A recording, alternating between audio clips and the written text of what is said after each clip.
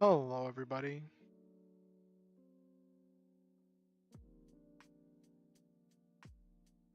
Give me a second to get everything situated and set up.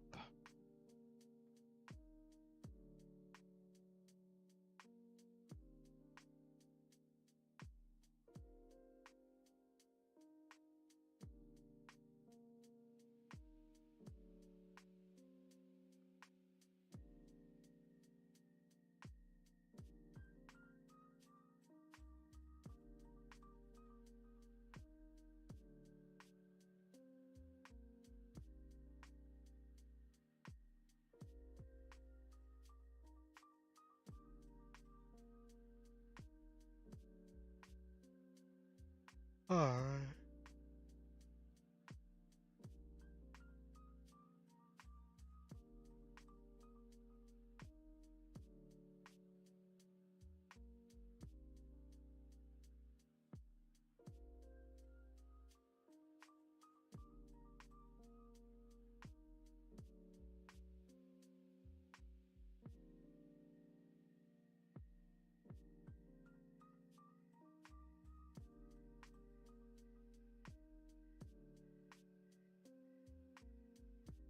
Now to report to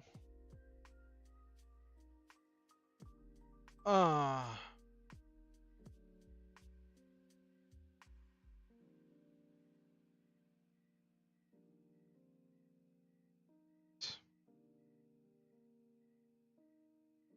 posted about the stream here. Boop.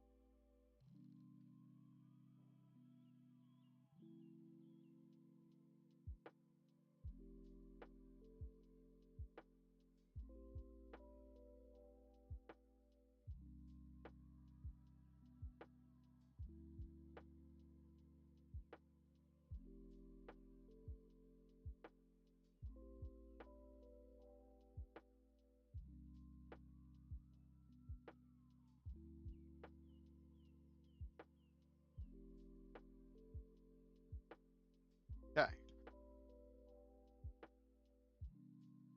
got that put out. Alright. Ugh.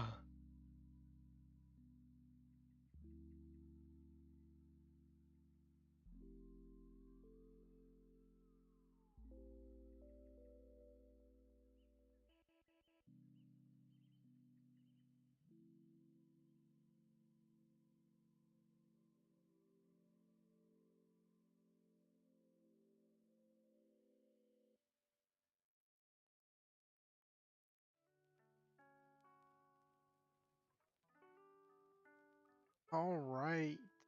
Hello. Hello, everybody. So, I have fun stories to tell all of you. I'll wait till we have more people in chat. I don't know if Silva's gonna come or. It's funny, like, Silva is one of my close friends who uh consistently comes to every stream.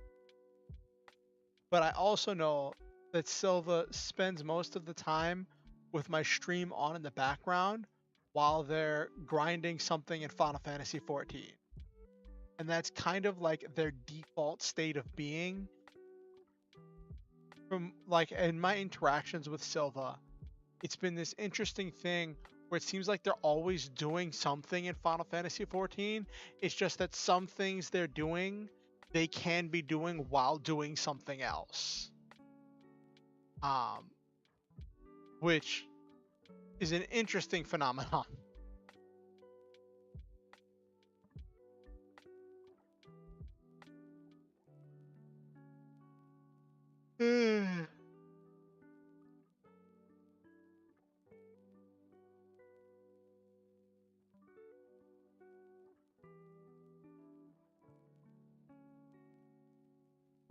Why is, oh my gosh, my mother's calling me again. Why does my mother call me at 8:39? Give me a second.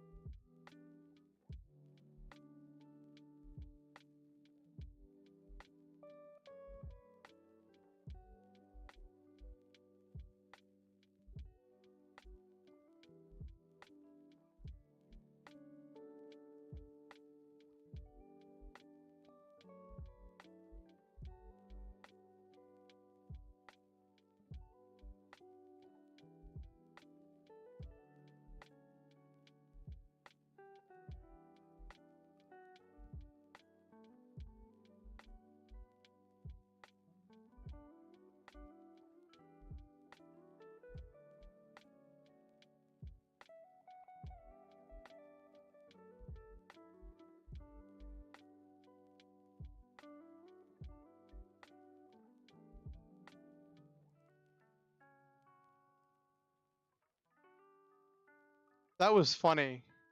So my mom called, and I was like trying to explain what happened. That like Mondays and Fridays, and I'm trying to explain my schedule. And as soon as I start explaining, my mom's like, "Oh, okay, just call me later." And I'm like, I don't know. There's part of me that wanted to be like, this is a big part of my life, and if you want to be involved in my life, I would like it if you knew. Maybe one of these days I'll invite mom to tune in. Maybe I'll send my mom a link or something to tune into my streams and just be like, hey, you're welcome to tune in. Just keep my secret identity secret.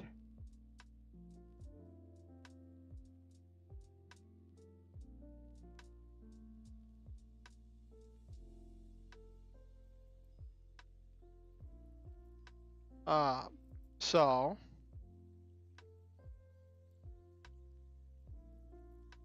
you're here at Final Fantasy 14. It's funny, I was just talking about you right before my mom called.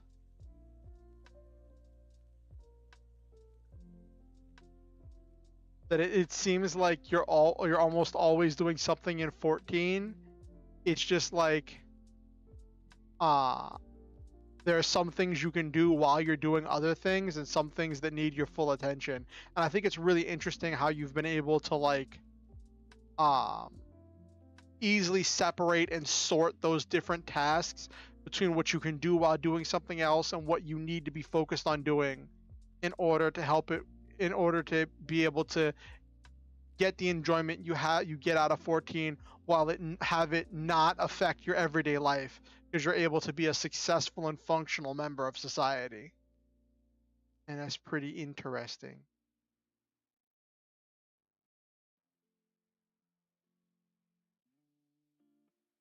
I'm sure Nabiru will wander along soon too.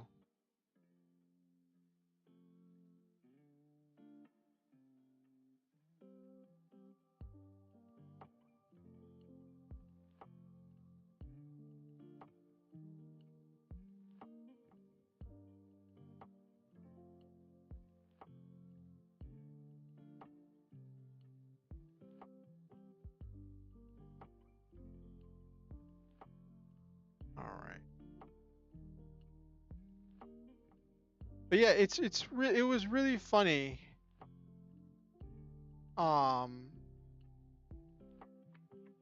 It was really funny, just my mom calling, being like, "Hey, this is a thing." Also, I'm gonna say this here. I said this last stream, but because I had to edit some things because of all the connection issues I was having last stream, it ended up getting edited out of the VOD. just because I had to like shorten and trim up the VOD to remove all that dead space where it was just like bad, no, like really bad connection.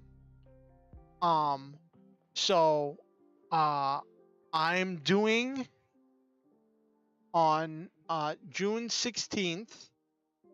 I'm doing a collab with Hero Girls.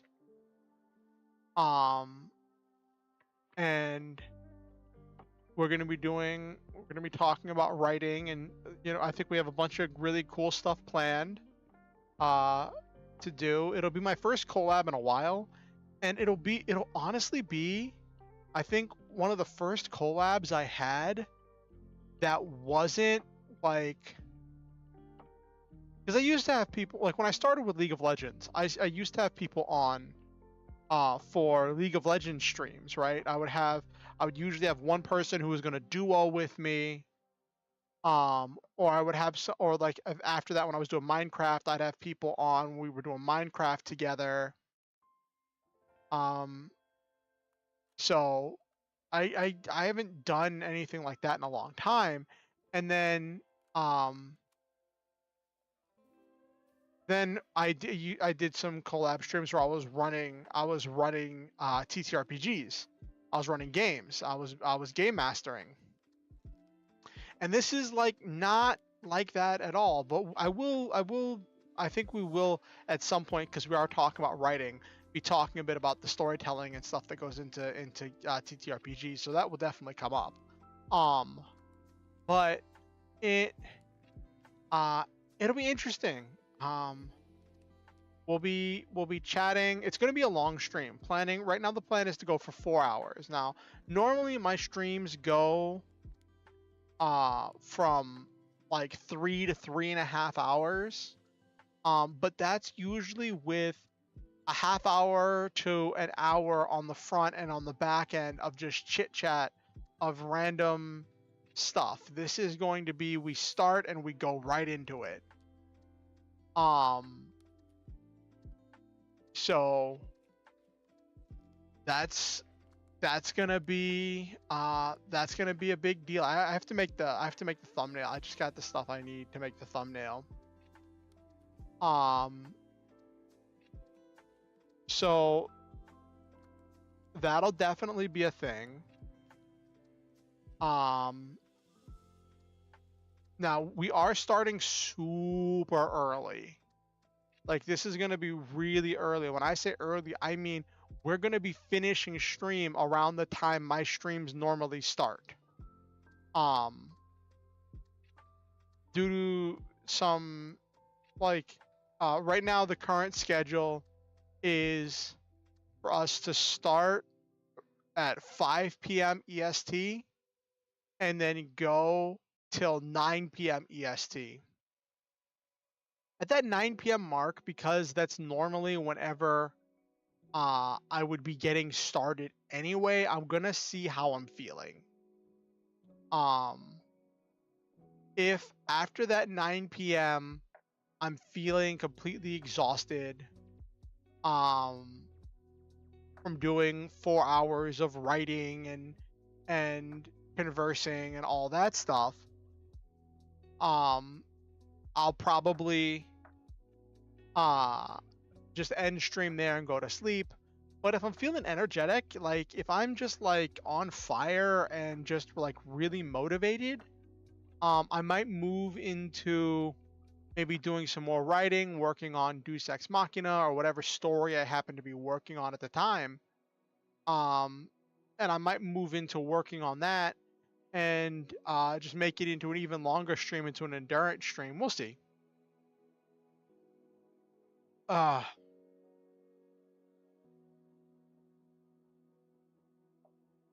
Never know. Since that's going to be a fun collab, maybe I'll invite my mother to watch me. She'd be like, so actually, speaking of it, because like I'm imagining my mother watching and being like, where are you? And not realizing that the animated avatar on screen is me.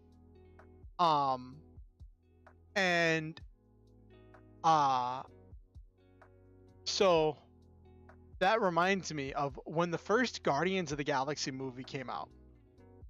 I had seen it, right?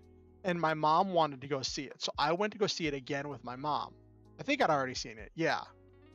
Um and I'd watched a lot of trailers and preview and stuff leading up to it, right? My mom wanted to go see it because she heard Vin Diesel was in it and she wanted to see Vin Diesel. And I don't know if it was like, you know, she thought he was hot or if she just enjoyed his acting or what was it, but one way or the other she wanted to see Vin Diesel, right? We get to the end of the movie and we're leaving the movie theater and my mother is like, it's a good movie, but where was Vin Diesel? And I'm like, he was Groot, he was the plant. And she's like, what? And I just bust out laughing. He was so disappointed. Um, uh, but I mean, I'm sure she gets her fill of plenty of Fast and Furious movies. There are enough of them.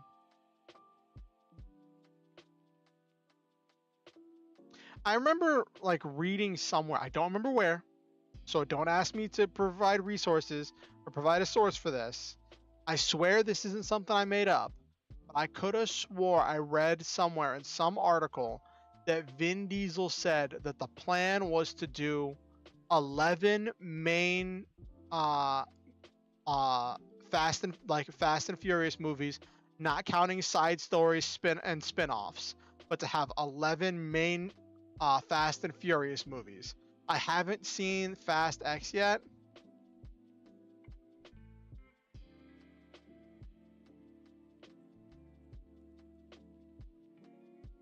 Ha ha ha.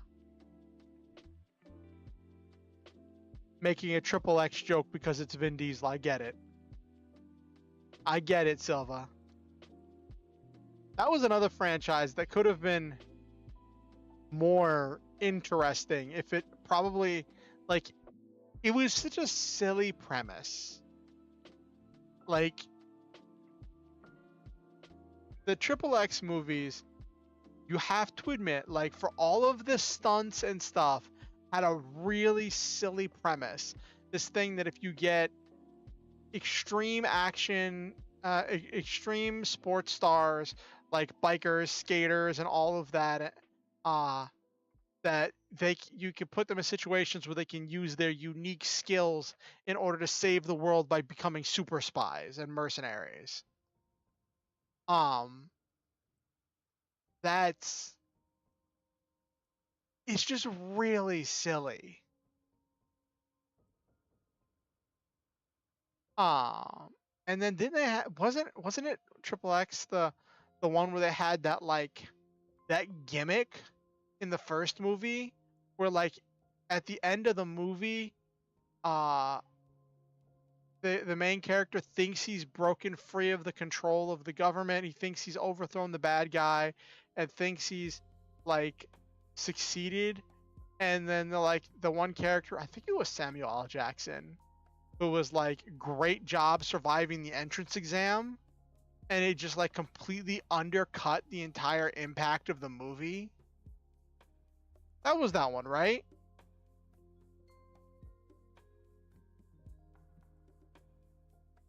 And then by the time they had another movie, they treated it like the Triple X program had been a thing for a while, and they just worn their way through the superstars for their program. And I'm like, I would have liked to have more movies in between the beginning and the end of the Triple X program. Thank you. Like, come on now. Excuse me.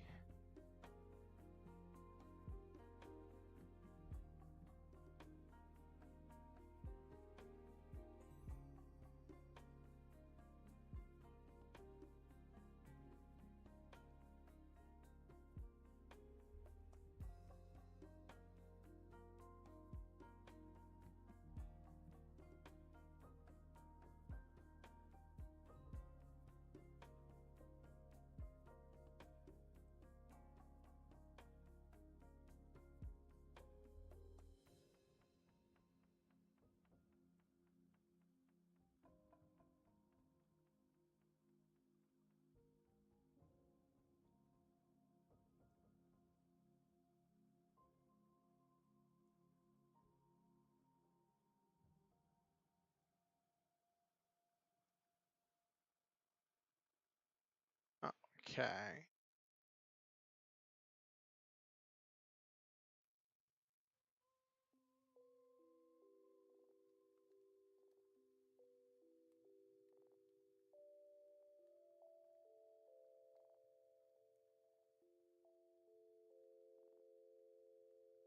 All right. So let's talk a little bit. Why is my phone going off? I'm telling you, one of these days, maybe if I ever make YouTube partner, or if they ever lower the requirements and put some middle tier, some equivalent of affiliate on YouTube, um, I'll see about bringing my mom on and we'll just talk about random stuff. It'll be silly. Every time I think about it, right? I've mentioned this before, but like every time I think about um possibly bringing my mom onto stream, right? I just remember all those clips of Pecora introducing her mom after she hit like 1 million subs. And like her mom was so like confused, and like it was really funny because in the aftermath, all of the Nosagis, Pecora's fans, were like, we want more of Peko Mom or whatever they called her, right? And like people were like, she seemed so gentle and soft spoken, and Pecora's like, no, you don't understand. She was only soft spoken because she was confused. Normally she's much more harsh and blah blah blah blah. You all wouldn't like her. And of course, chat had to be chat, and be really silly, and try to be like, is Peko Mom single? Because that's what chat always does. Always has to be like, is so and so single? The parasociality expands.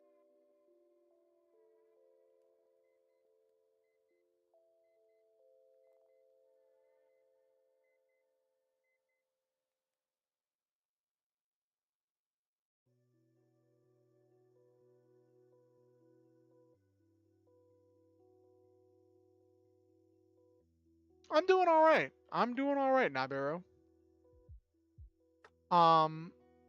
Had interesting weekend. So, for the D&D game that Silva and I are part of, right? Our DM lets us do one shots for our side stories and side adventures that it's only going to take one or two of us to do, right? And then that's the stuff that takes place between sessions. So that way when we pick up for the session, we don't like waste time doing everybody's solo quests. We can just focus on the stuff that we're going to do together. And one of the players wanted to do a solo one shot to scout ahead because we're in this super dangerous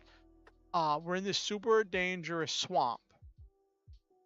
And we know that there's some kind of like goblin settlement village thing that's been moving away from the rising water of the swamp, because their old village got flooded or whatever, right? So our stealthiest member, who has, I think he has like expertise in stealth, right? Is like, I'm gonna go stealth ahead and scout ahead to find out what's going on to get us some intel, right? And Hattie's character and mine had our own kind of mini one shot where we were learning to play dragon chess, because the DM came up with this like really nice and interesting mini game using skill checks to determine who wins games of dragon chess, and in order to like gain experience and gold, like to bet each other and stuff, right? And so we had our own little one shot, and we found out that, like, okay, after we finished our thing where we both played the prerequisite number of games, so we both got to put down proficiency with dragon chess on our character sheet. Shortly after that, this player who went ahead to scout, this character who went ahead to scout, came back, and so we have a group chat where people share information. So the one player is like, yeah, I come back carrying 2 bundles. And everybody's like, what's in the bundles? And he's like, don't worry about it. And the DM's like, are you really going to not tell them? Like, if you tell them, then we have time to process them finding out about this now. If you don't tell them, then we're going to be wasting the first period, hour or whatever of the session with everyone processing what's going on. And so through some process of elimination, we got the player to admit that he brought back 2 goblin babies, a little boy and a little girl. And my first response was, oh, the DM did the classic baby goblin moral dilemma. And I cracked a joke about it. And the DM asked me later, he's like, is that really a thing? And I'm like, yeah, it is a thing. Like, if a DM wants to inject moral dilemmas and force a party to think and question their alignment, it's not uncommon for them to be like, you're clearing out a nest. Well, I said village, but it'd be like nest or cave of goblins, and you find some goblin babies, and you have to decide what you're doing with the goblin babies. And so I think it's funny that he did the goblin baby thing without actually knowing that it was a thing. So it just came about completely organically, right? And so that was funny. And so my character in this game is very much devoted to preserving life.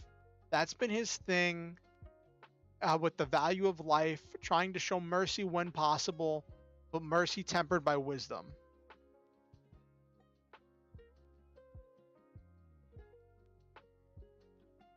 Well, our world is not Goblin Slayer's world, right? Goblins are humanoids. And so through process of elimination and some side conversation, we discovered that the player happened upon a group of goblins, and through very poor decision making, ended up out in the open and took on like a small village of like 10 goblins. And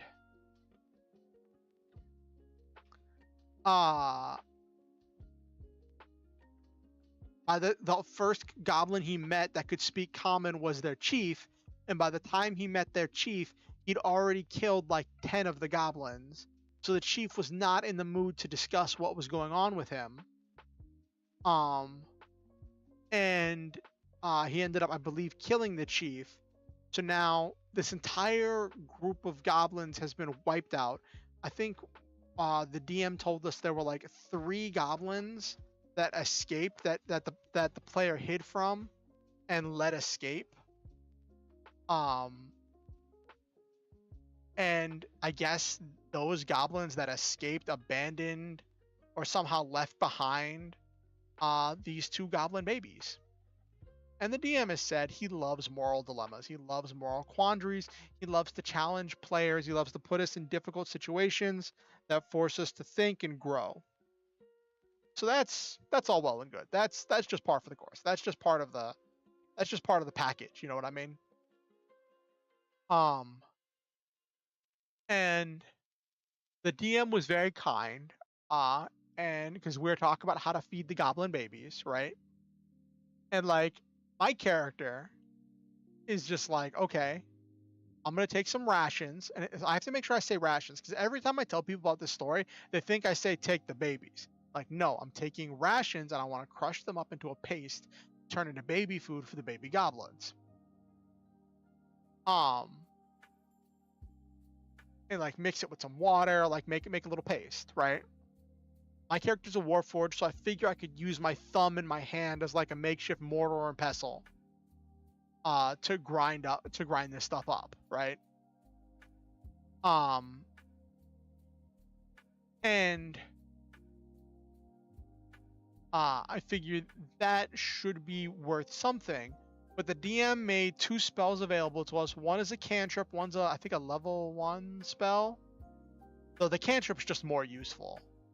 The cantrip can turn 1 jug up to 1 gallon into milk from any species you desire, which is fit for feeding young ones. And if it's a pint of it can be drinking in place of a meal. So it turns any water into actual food, so you don't have to forage for food. And if you feed the milk to anyone who is dying, they will instantly be stabilized. They'll instantly be stabilized. But the thing is, you can only have up to 3 jugs turned into milk at any one time, and they only stay as milk for an hour, and then it turns back into cloudy water, so you'd have to recast the spell. Only material component is the jug of water that gets the water that gets turned into the milk. And I'm like, that's fine. This other one was kind of meh. It was like a level 1 spell or something, and it was like you make the breasts of one creature you're touching to cast the spell begin leaking nourishing milk that can be used to feed young babies, and that's all it does. And the person can do a con save in order to resist it. And I'm like, that does, like, it's arguably more powerful because it's transforming a person instead of transforming a jug of water, right? So I can see why it's a level 1 spell, because you wouldn't want a cantrip that's physically transmuting someone's body. That just wouldn't be balanced. So I see why it's a level 1 spell, but I don't even remember if there was any other utility. I just remember being like, that's for using a spell slot. That just doesn't do enough for me. And I was making a joke that it'd be funny if my character was the one who took the milk cantrip to feed the goblins, because my character's a construct. So that having a construct that is the one producing the milk to feed the goblins just sounds so bizarre and funny.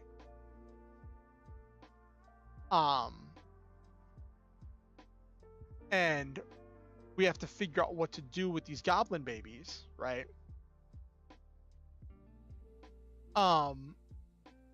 And the DM is excited for the goblin babies to provide us with some difficulty and to make us question things about morality, and to bring up some interesting questions about right and wrong, and the beliefs of our characters, and how far we're willing to go. Because, like, yes,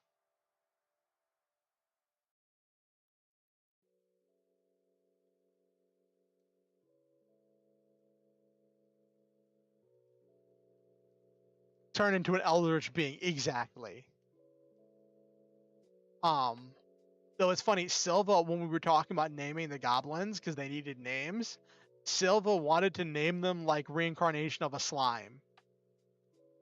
Reincarnated as a slime. To name them Gobta and Gob something or other, and I was like, no. Our turn into Nyarlathotep. Nyaruko. Oh my gosh. See, okay, like when you say that, right? That makes me think of a version of Naruto, but instead of it being a fox spirit that got trapped inside of Naruto, uh uh that it was just a some kind of Lovecraftian eldritch horror that was trapped inside of Naruto instead of something traditional like a fox.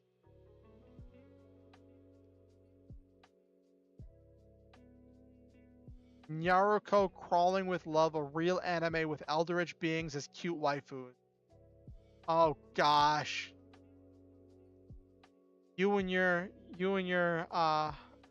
anime with your waifus and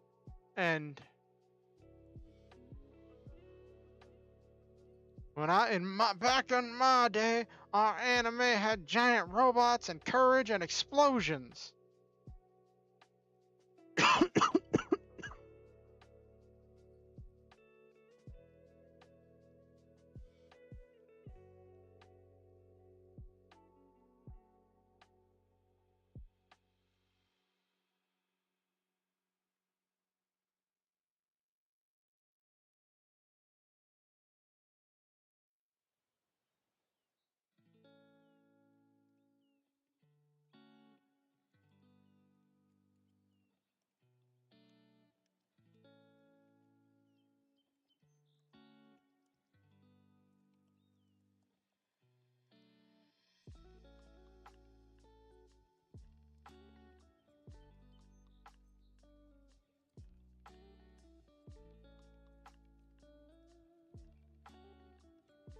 Ah, okay.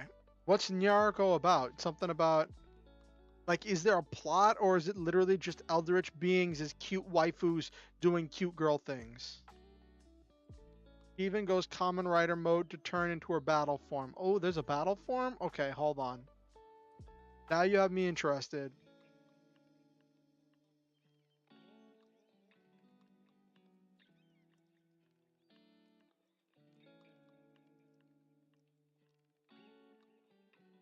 Why?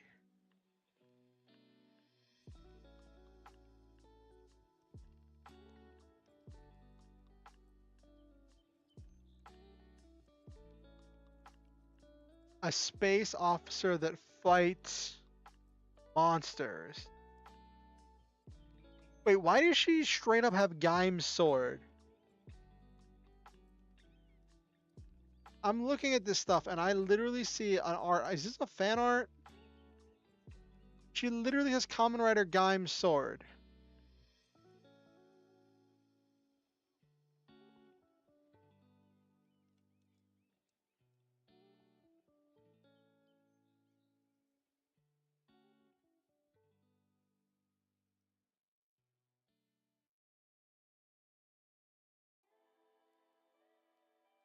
So it's not a fan art. She literally summons Gaim's sword.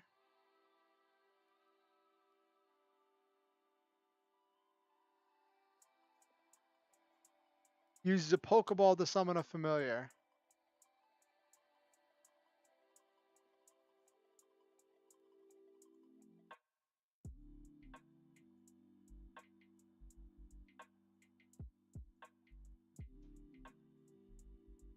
Okay.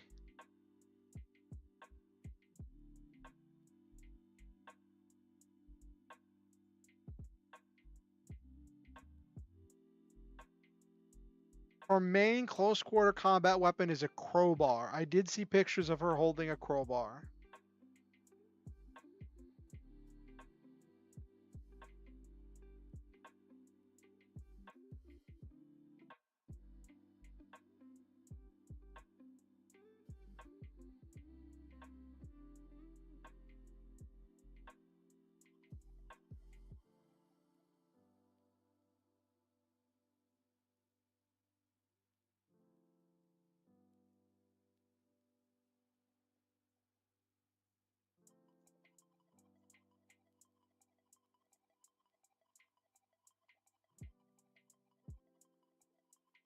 Because if you call it CQC tactic, then it becomes that. That's the only rule.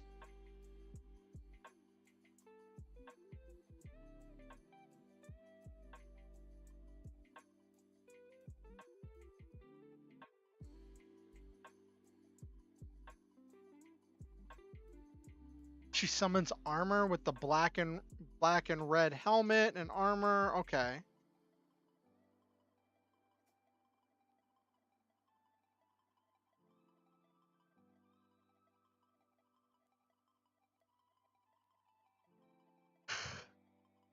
She's got Common Rider Wizard's Ring. Oh my gosh. That's so silly.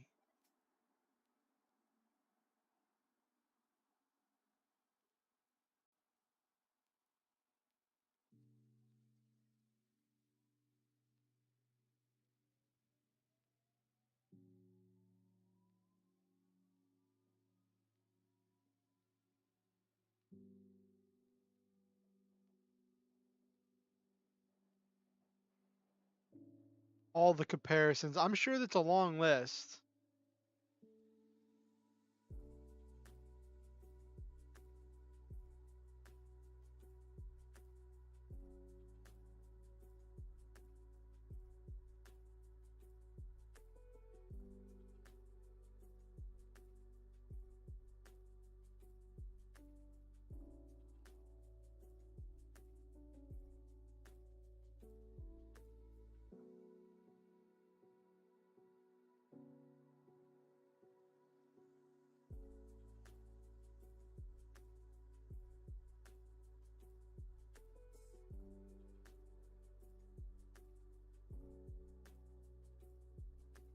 The only time you see her Eldritch form is when she jokingly talks about it. You see literal Lovecraftian Eldritch image in the background. Gosh.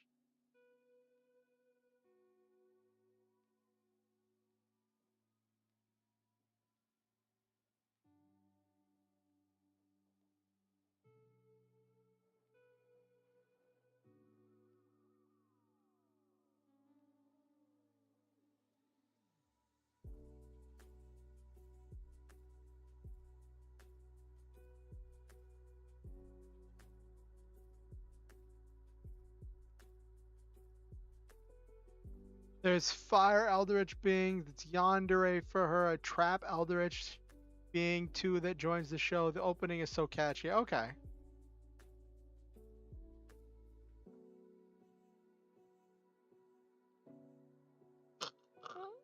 Ah.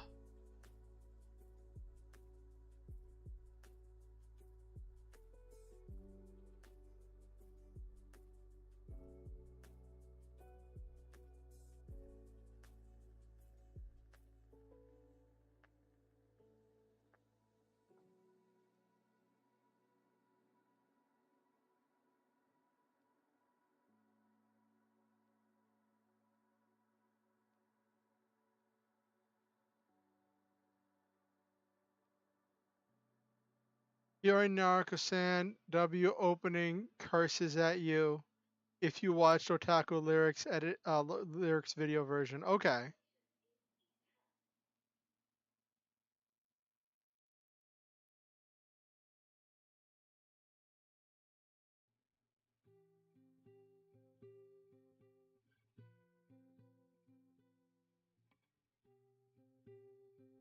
Okay.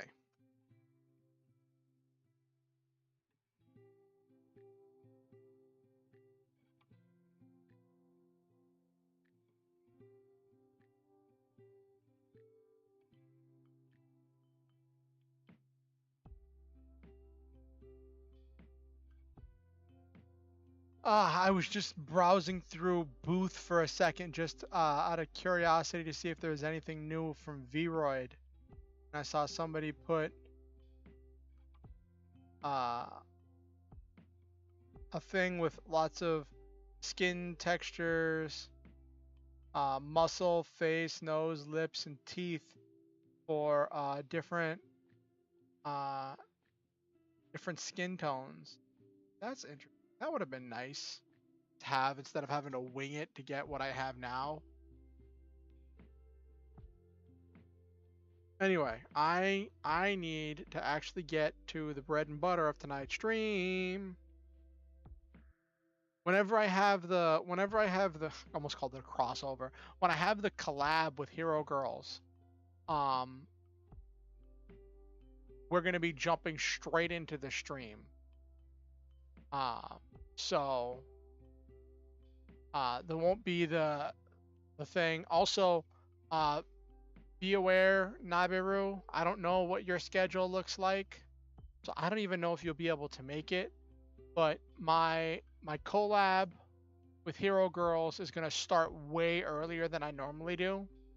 It's gonna be on June 16th.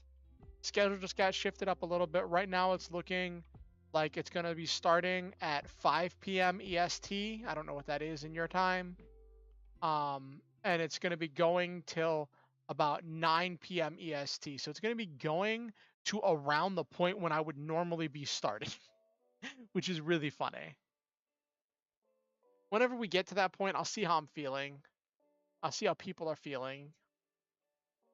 If people feel like doing more of the stream, and if I feel like it, I might do longer. We'll see. I'm taking it one step at a time, trying to be flexible. All right, give me 1 second.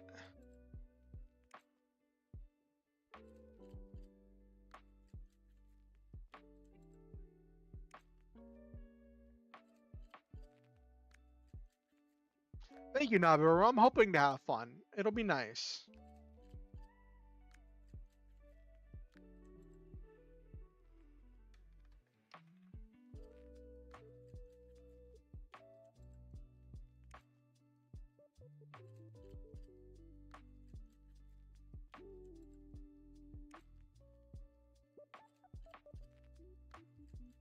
Okay.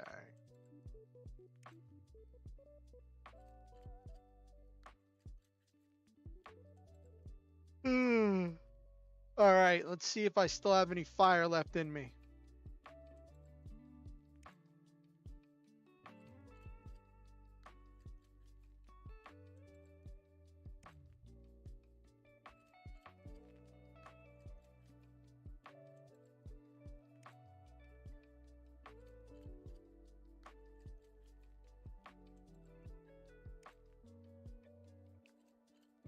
Give me 1 second. Let me check and make sure everything's going good before I switch over.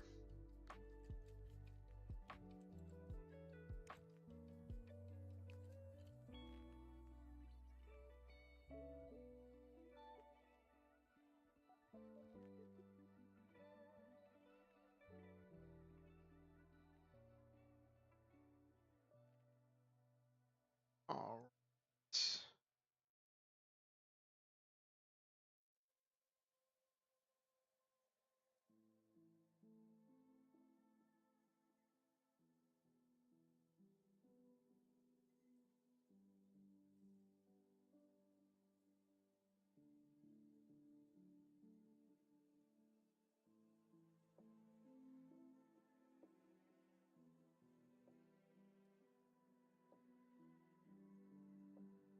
Oh, did you see the thing about uh uh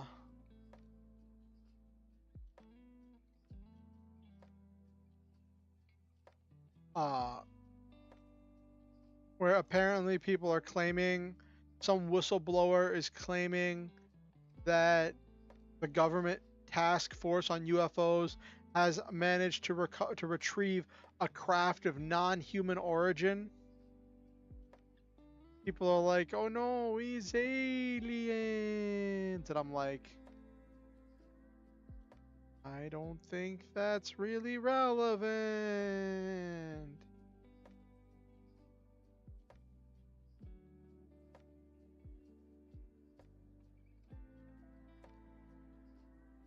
Because it's like we have plenty of other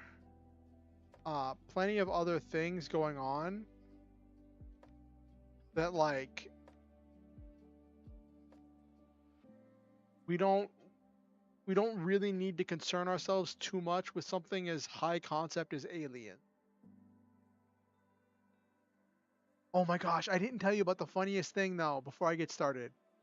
So after the whole thing with introducing the baby goblins to the D&D group, right?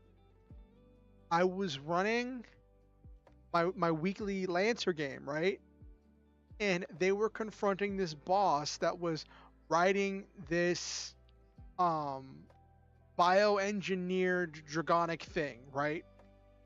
It wasn't sentient, but it was very powerful and had limited ability to warp time and space, right? Um, and it was very dangerous and very powerful. The players, one of the players had a thing that completely nullified the dragon's defenses, and made the entire fight completely trivial. Um, and that's something I'm going to have to deal with because like they're not getting any weaker. So I have to design challenges, and that's one of the problems with any game as characters get higher level and gain access to more resources, more tools, more abilities.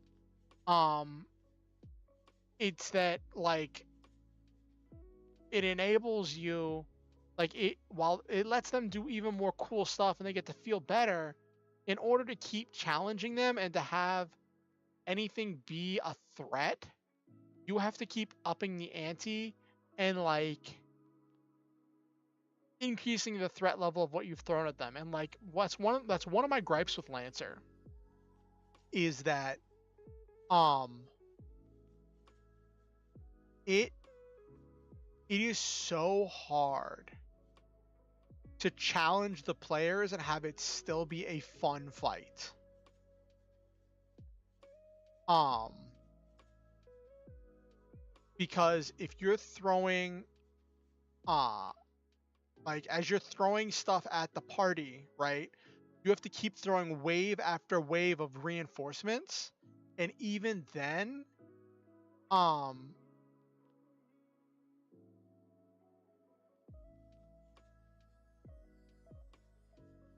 that's also true. So here's the thing, right? Lancer is built on its combat. Lancer is a tactical game by nature. All of its stuff, all of its tools, all of its things are built around a very tight and condensed combat. There is not questions of what you can and can't do. Everyone knows all of the actions are defined um and have defined triggers and defined outcomes. It is up to the players to utilize them effectively, but like in combat it is a very crunchy, rules heavy tactical war game. Um so it's not designed to be um like you can have objectives. They do have built-in tools for using for creating other objectives for the players to do. And the basic theme at that point is you throw unending and overpowered waves of enemies at the players until they complete their objective. And this wasn't one of those fights. There was a specific person they were hunting down and they needed to capture or kill. Anyway, at the start of the fight, one of the players sees the dragon and says to the other players, "Yo, can we save that dragon? Can we get that dragon to join us? Like when this fight's over, can we spare that dragon?" And like I'm just like, well, the players aren't getting paid for this job because they're doing this for story reasons, not because they're getting paid to do it. So I'm like, I wanted them to get something out of this. So if they want to recruit the dragon, I'll make that a possibility. So at the end of the fight, the person who landed the final blow got to decide if they spared the dragon or if they defeated it, if they killed it. And they chose to spare it. And one of the players summoned and this kind of like dragon god thing, but it took a while for it to get there. And they had a whole interaction or whatever, and they asked the dragon god to examine this new dragon thing. It wasn't a true dragon because it wasn't sentient, right? Because that's a established difference in my Lancer world between things shaped like dragons and true dragons. True dragons are sentient and can warp time and have a variety of abilities, have some kind of special abilities. And these true dragons are born, not generally made. And so I decided to offer to the party, like, okay, you've called this dragon god. You've spared this dragon. Do you want to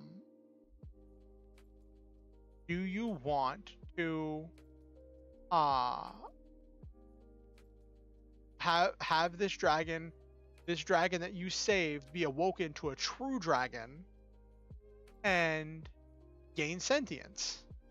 And the party decided yes, that they like, because of their character arcs, and one of the characters had said, like, you know, that she spent a long time with her sentience repressed. So if the question is if something should have its sentience awoken, she's going to say yes.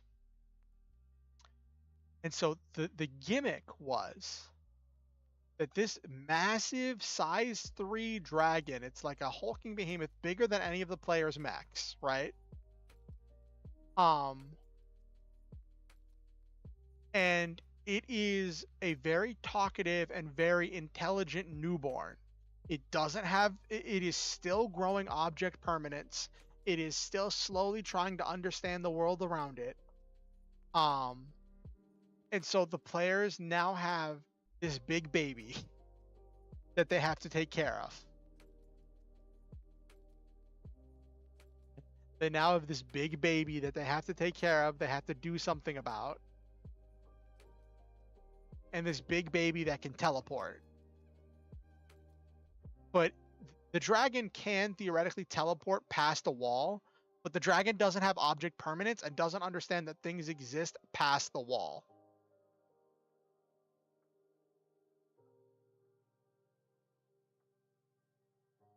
So that is something really funny that happened. Anyway, enough about my Lancer and my Lancer dragons, my Durgans.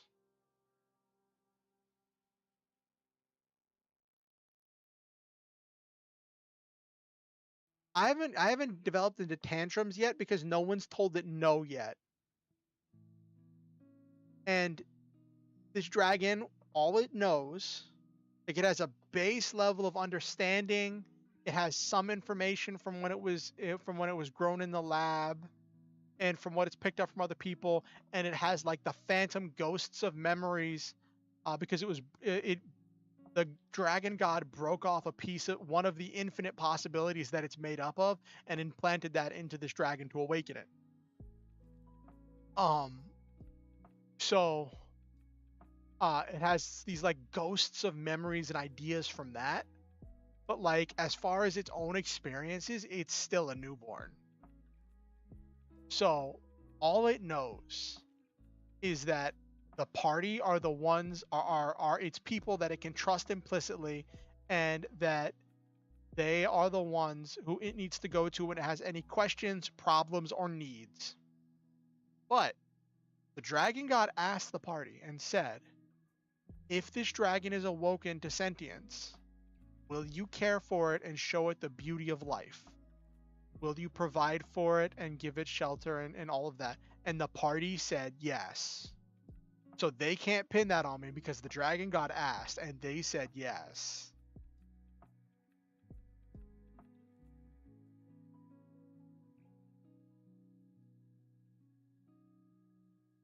one of the players just kept cracking up every time the dragon's like, those people still exist, right? They didn't phase out, right?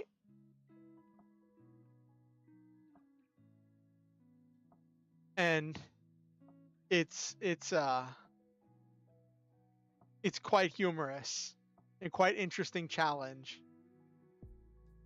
One of the players who probably should not be trusted, who probably should not have like who should not have people looking up to him, who probably will do insane things for money and power, uh now has a massive dragon that looks up to him.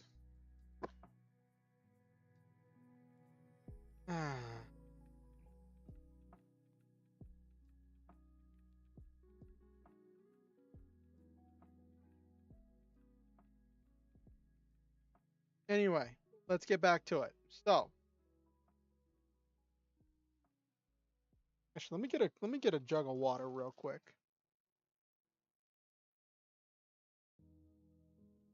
Second one. Fluids in me.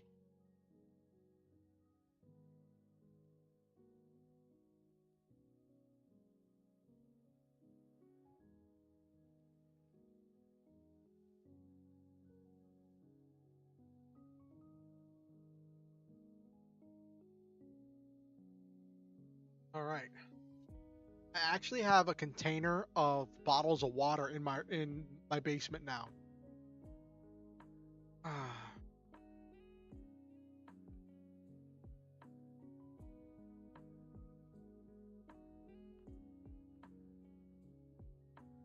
So, what was the crux of the thing that was happening here? Main character is dealing with the fallout of his decisions. We're in chapter 6. Yes. Chapter 6. Fallout of the decision making. John needs to speak truth to his leaders. John's getting asked what he would preach about, and he said he would also, with what I was saying about Lancer, I think some of that has to do with the fact that my players escalated because of the leveling system I used. The players leveled up so fast, and my own limitations in level design. There are other objective-based missions I can send them on, and it's like there's this thing where like the system is balanced, so that way the party is supposed to go 1 to 2 missions, short rest, 1 to 2 missions, long rest, end of mission. Right? Like, so it's like 1 to 2 fights, short rest, 1 to 2 fights, long rest, end of mission. I have been, because of my own weaknesses with planning out adventuring days and my own limitations with storytelling and trying to craft and understand this game, I have been giving them 1 fight is the mission, or like maybe 2 fights. And the game isn't balanced for fighting 1 fight at a time, like isn't balanced for 1 fight, long rest, 1 fight, long rest.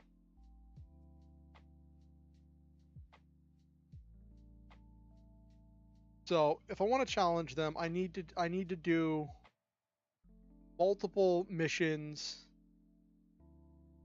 that are, which means I have to think up much more complex situations and much more in-depth strategies. Use the environment. Use the different objectives and the different map types, and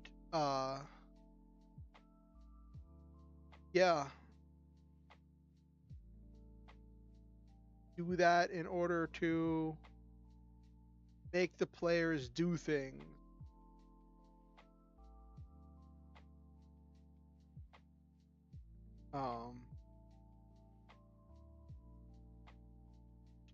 So yeah, that's something I'm gonna have to do moving forward if I want to challenge them.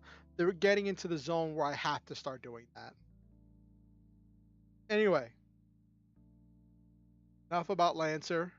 I could talk about Lancer for an entire stream, but that's not what we're here to do today. All right, so the truth that I wanted John to speak here was that their organization is stockpiling food, and these food stockpiles and these food and supplies that they're stockpiling aren't doing anyone any good and could be used to help the community. Now, there is something to saving for a rainy day, saving for later, saving things uh, for future necessity, right? But in this instance, the resistance is holding on to these things that it doesn't need. When there are other people in the communities around them that are starving and in need of help, and that are struggling to pay this tithe to them.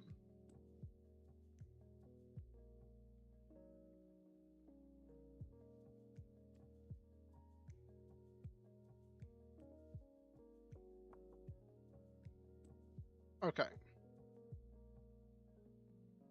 Let's see if I'm still focused enough to finish this story.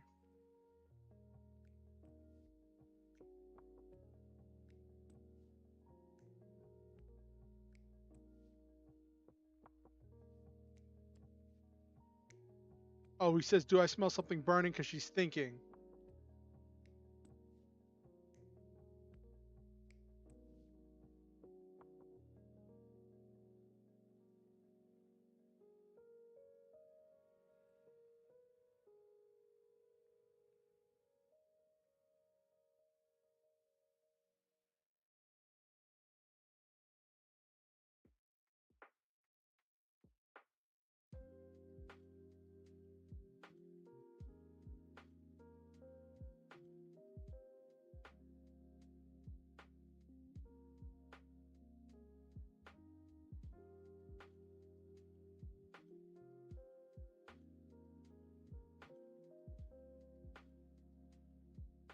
Okay.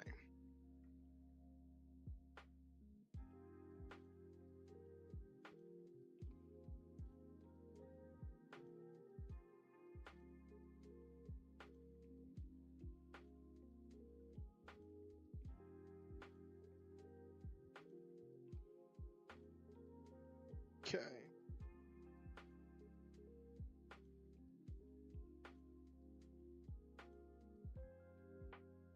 You know, it's funny. The preacher at the church I attend online had a sermon that was kind of related to this on Sunday. And it was talking about how some things don't always translate really well. Like, it was talking about the verse in the Bible where um it was in Acts, and it talked about how the apostles, so like, and all of the people in the early church sold all their belongings and gave their goods and like spread their goods out to so that way everyone received according to their need, right? And he was talking about how a lot of times different modern day um economic groups will use these verses as a justification for their own um for their own economic models and be like, see, Jesus's disciples were doing such and such thing in the Bible. It's biblical and blah blah blah blah blah. And he was pointing out how like all of these modern day examples that rely on government coercion in some way, shape, and form, um, don't fit that model, right? Um, because like all like one of the things he pointed out was like whether it be communist or socialist, um, or capitalist, um, if you have something that the government doesn't want you to have for whatever reason, the reason could be different for each one, right? Um, all three of those systems rely on utilizing some form of government force in order to make you give up the thing you have that the government doesn't want you to have. Um, and that's where things get really tricky, right? In this situation, um, where in this situation, looking at this, right? Um, in this example of what's happening in the story, the rebel forces have a surplus of food and other goods, because they are receiving tithes from the communities around them. But they don't need everything they're getting, and it's stockpiling up. But the people around them are, uh, unbeknownst to the main character, giving, uh, to the point that they're struggling. Um, so what does the main character do? Like, it would not be it would not be a very Jesus thing if he used some kind of force to make the military give up their surplus, or to make, not the military, the rebels give up their surplus. But what would have been done would have been some kind of speaking truth to them, encouraging them, uh, and calling them out on things, but not actual like threats of uh of organized violence or coercion. So it's an interesting line to walk, and it's also interesting to me how often the preacher's sermons are relevant to the things I'm dealing with in here, because a lot of what I'm doing in this story is based on things I've learned from this preacher.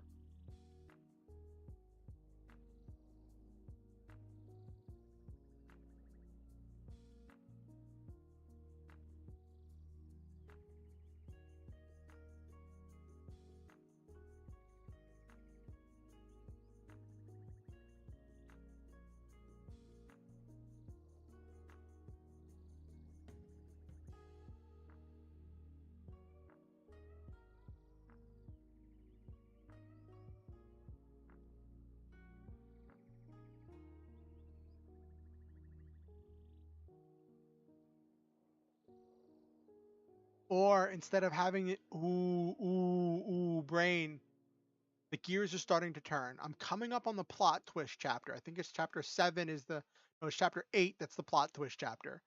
Um and that could be when the outpost shows up. So maybe everybody is good.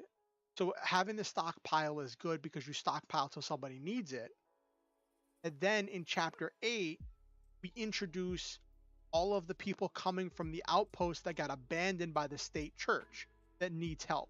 So now you have this group that is deeply in need of the goods that the rebel forces are stockpiling, right?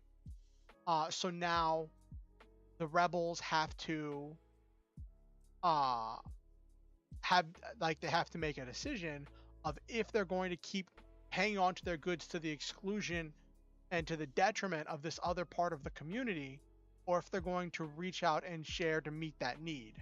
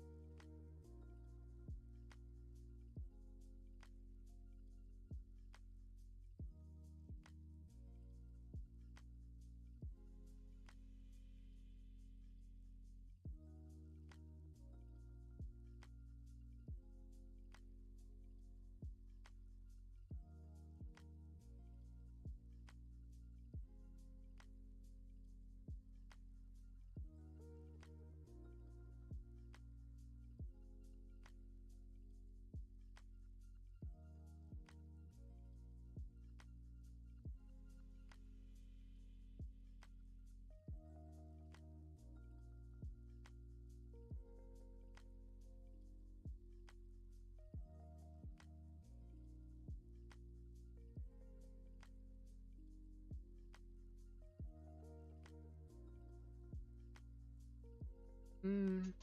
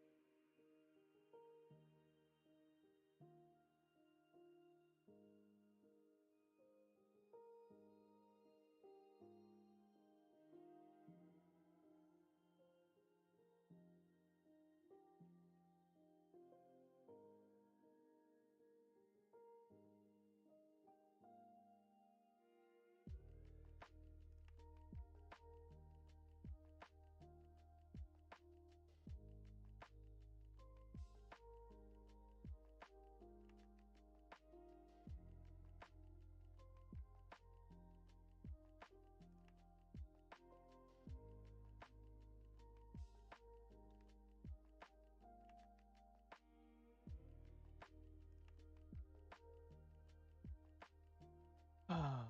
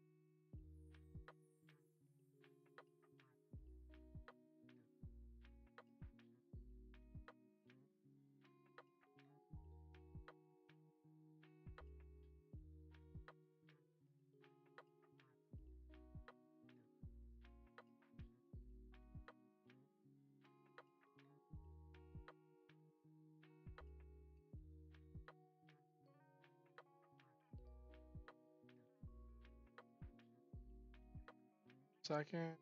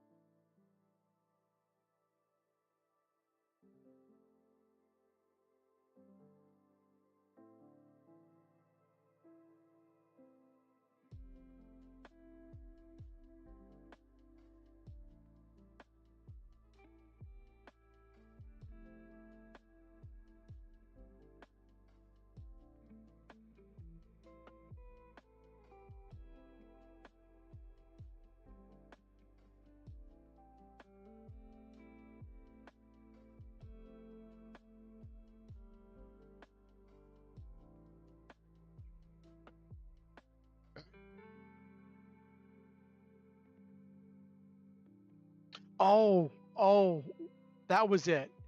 I was gonna change Helmech to Olympian. Yes. That's what I was gonna change it to. Hold on. Brain is slowly booting back up.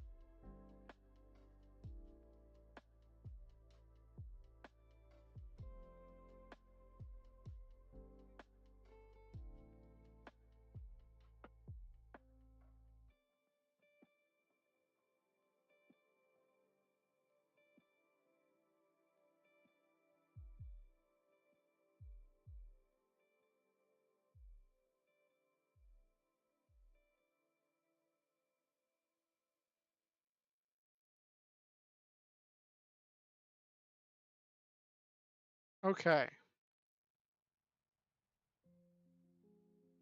So now we use Olympian and Mech. There we go. All right. That was the last thing of the rewrites that I had to process. They're called Olympians. They're going to be named after different Greek gods from the Greek pantheon or the beings of Olympus.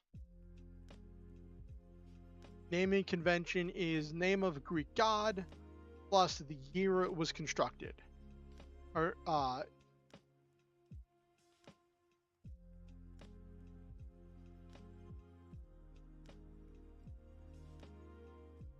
the year of its release. Rollout. Yeah, that's it. Let me put that in the notes.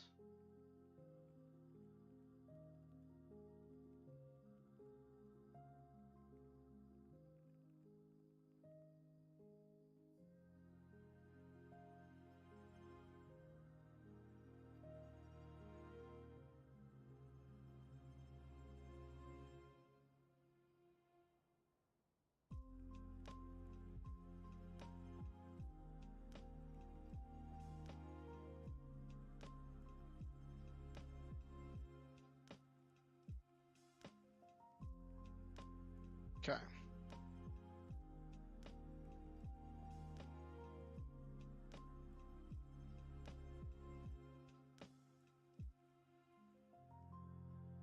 All right, there. Fix that. Now we can move forward. I knew there was something in the back of my brain that was just bugging me. That was just like, there's something there. There's something that I'm just not touching with. All right.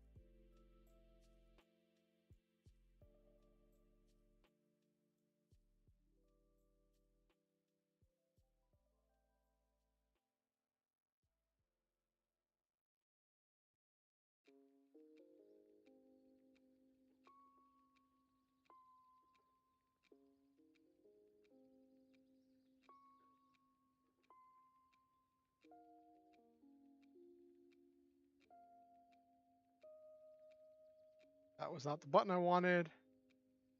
I was a magic DPS summoner, which shares early skills with Scholar, which is a healer class.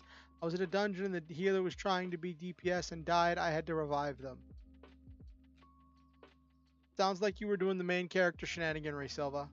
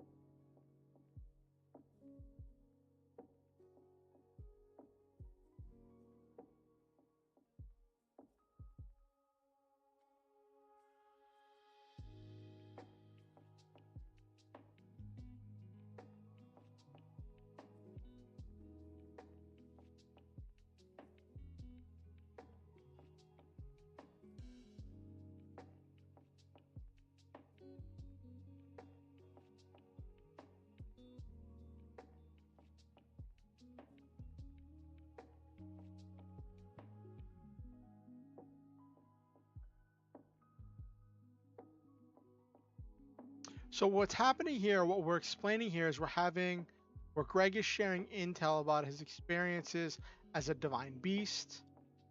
And what it's revealing to the viewer and to the rebellion is that um, the divine beast's bodies can be upgraded, can be modified, um, and what I want to deal with is the fact that they thought they were so safe to use their plasma swords in the first fight, and they were not expecting him to have plasma claws that could fight back. Um, so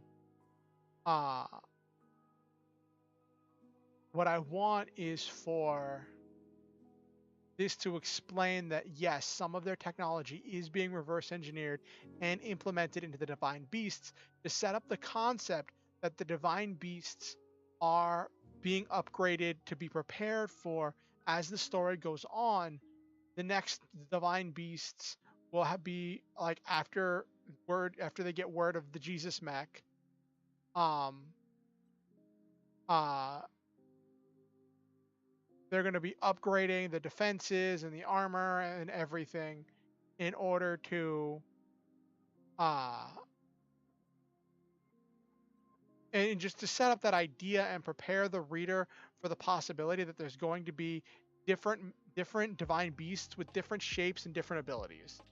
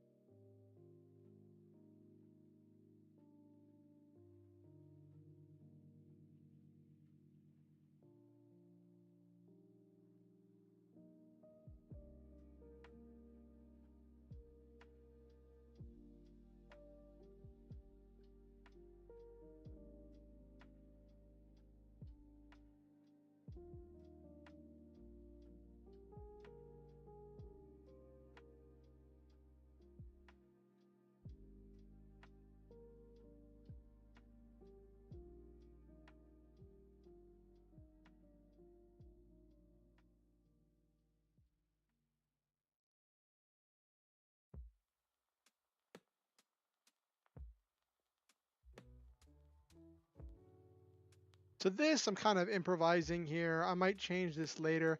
I want it to be very vague and not very descriptive because it's a thing where it becomes apparent that there's more happening that he didn't remember or he wasn't aware of. I want it to be a thing where like the reader's like there has to be more to it, right?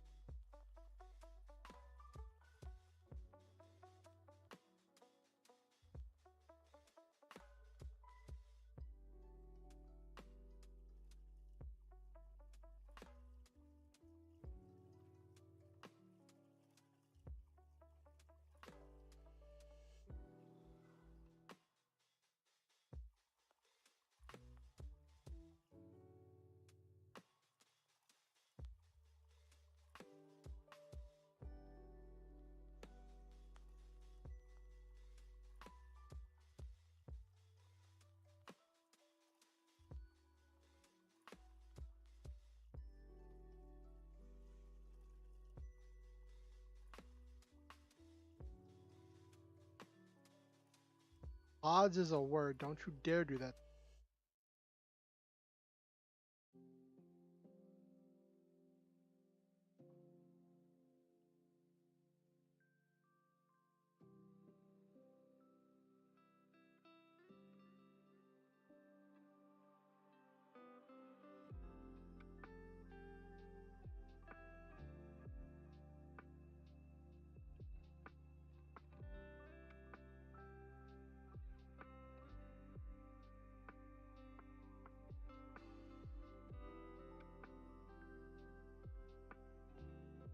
Pasta, pasta, pasta. Hey, Oku-san, welcome. How's work?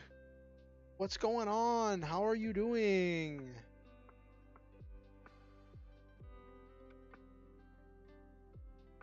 I don't know if you were here for it, but I announced last stream, and I mentioned boxes of pasta. Oh no, endless pasta. Or are you stacking? Are you stocking boxes of pasta, Okusen? Um. So I'm gonna be having a collab with another VTuber on June 16th. We're gonna be starting at 5 p.m. EST and going to 9 p.m. EST. So it's gonna be a much earlier stream, and it's gonna be a writing stream where we're going to be talking about stuff and just kind of just hanging out. And it would really mean a lot if people showed up for that collab stream.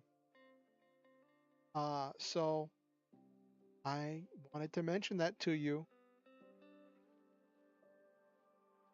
June 16th. So not this coming Friday, but the one after that, I believe.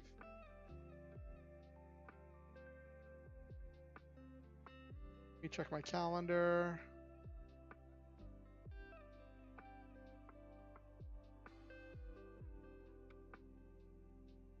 Come on. Yeah, because this Friday is the 9th, and then the 16th is when I have the collab. So not this Friday, but a week from Friday.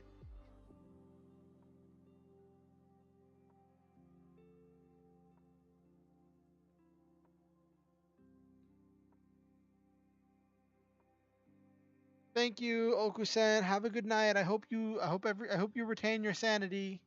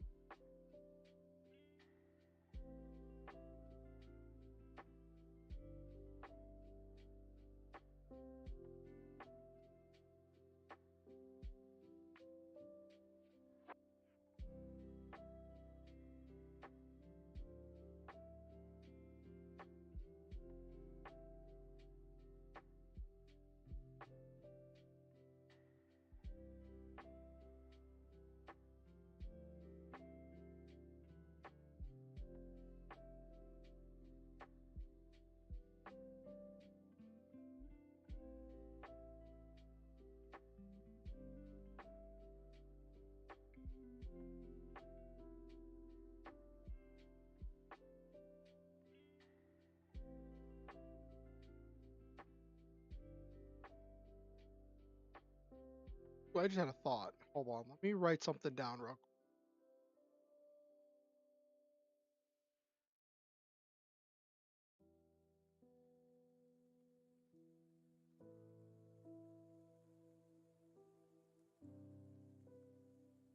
Actually, how many words are we up to so far? We're probably getting close to the end of the chapter.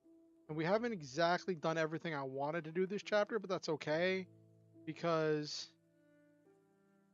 we've been showing more of the consequences of what's happening. What are we up to? Oh yeah, we got about 500 words before I reach the where I want to end the chapter, so that's fine. Okay.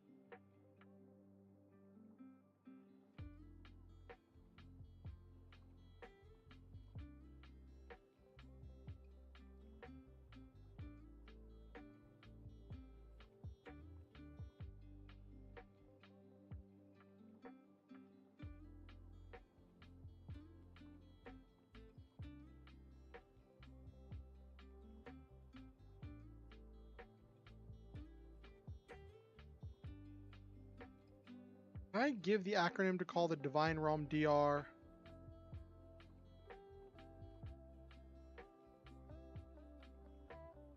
DR, yeah, I did.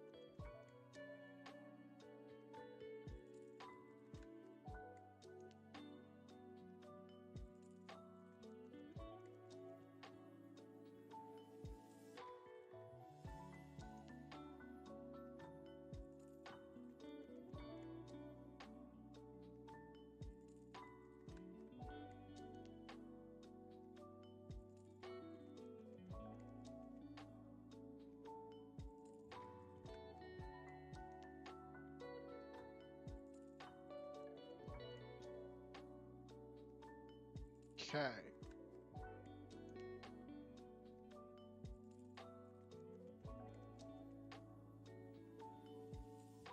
All right. I think we made some good progress. It's only 10:30. Yeah, we're almost done with this chapter. Ready to start the next chapter. Still have to do my outline for the next 3 chapters, but this is mostly Greg talking. So like this is mostly exposition, information, like really reacting to uh a reaction to all of the things that had happened.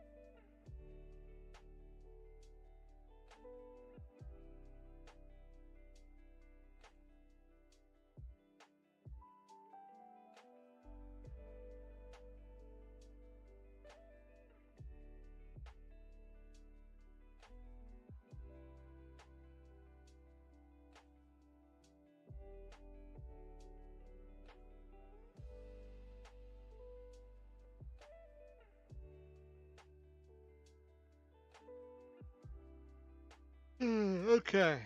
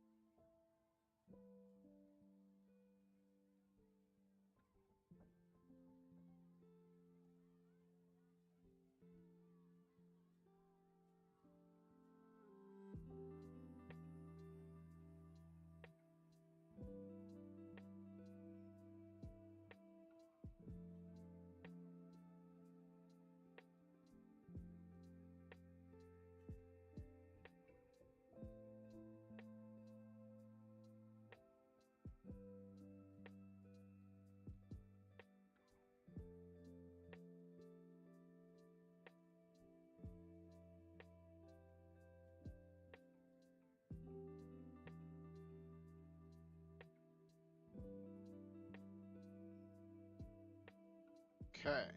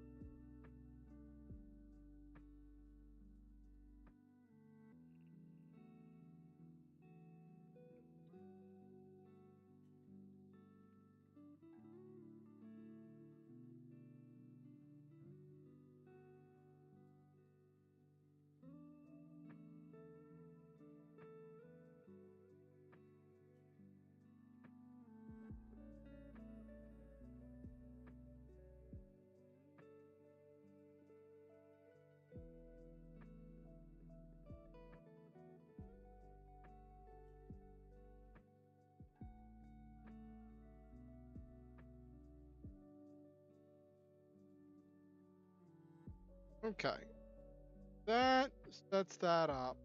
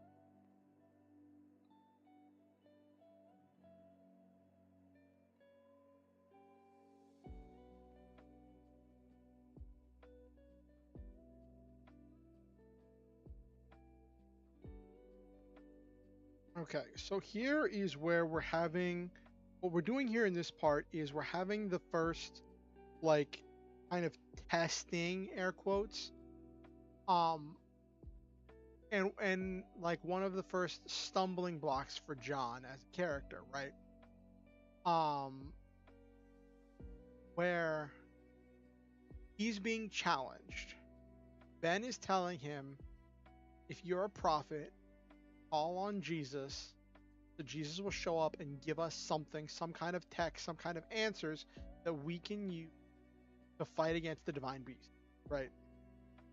Um, Now what John doesn't realize is that when Jesus said he would come during any time of need, he didn't just mean on the battlefield.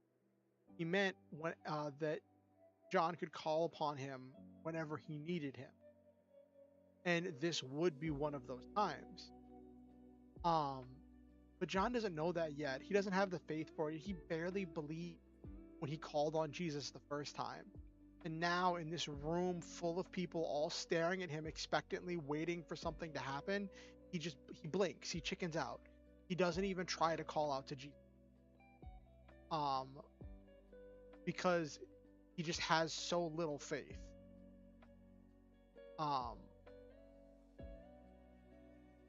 and it's also supposed to juxtaposition here where when he was in the cafeteria with Lucy and Greg, he had all this bluster and resolve talking about all these truths he was going to speak to the leadership about how they shouldn't be stockpiling goods when other people could be going hungry and this, that, and the third, right? But then when he's actually in the meeting, when he's actually talking to them, he's so timid. He tries to speak up, but every time he tries to speak up, it just gets slapped back in his face and he's just falling back with it.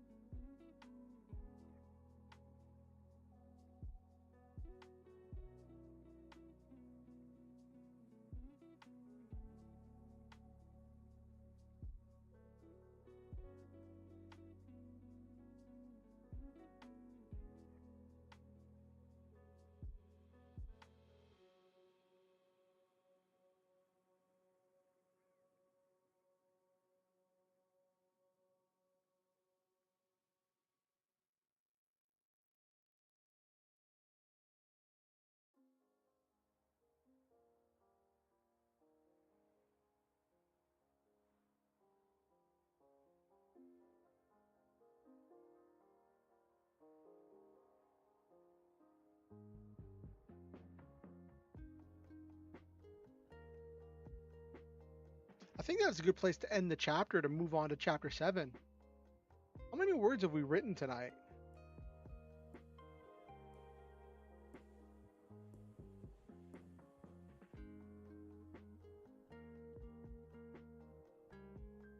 Oh, we've got a lot of words done tonight.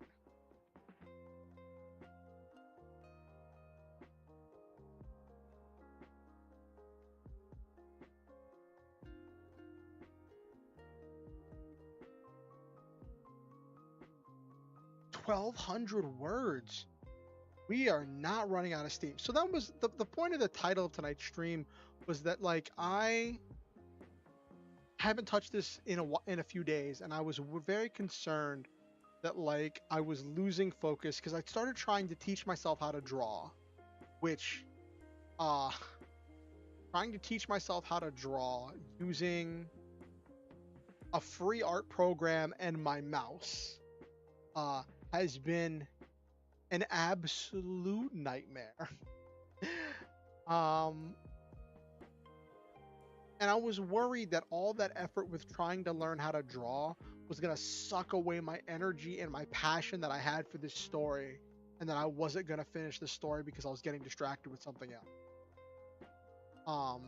But if anything, tonight's proven that like there's still a lot of fire left in me for this story.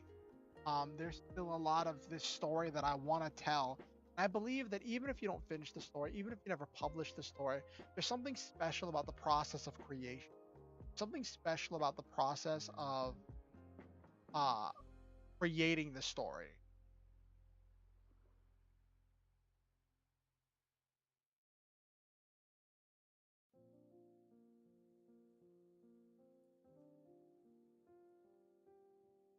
Mm-hmm.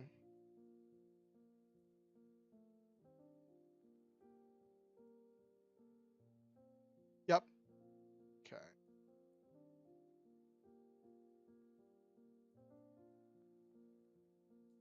Right now, let's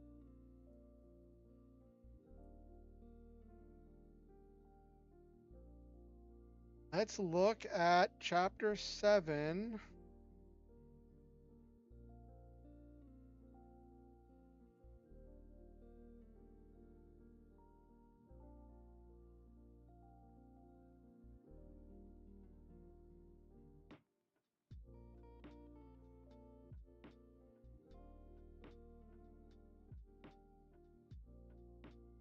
All right, so now we're up to hero's life changes direction, pressure, pinch, resolution. So what I like to do, what I'm trying to do with this, I'm trying to do something differently, because before I made the entire plot outline in one go. And then things kept changing and shifting as I was writing. Um uh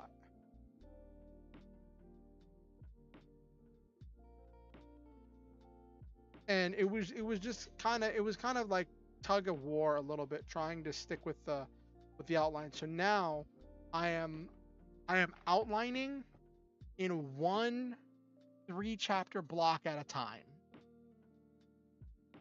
Ugh.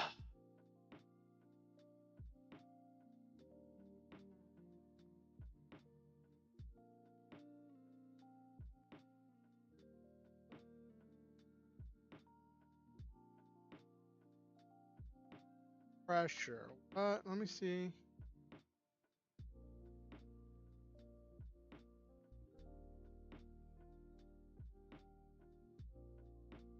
Yeah, pressure. Okay, so pressure is building, then plot twist, and then something that pushes him out of the old world and into the new world.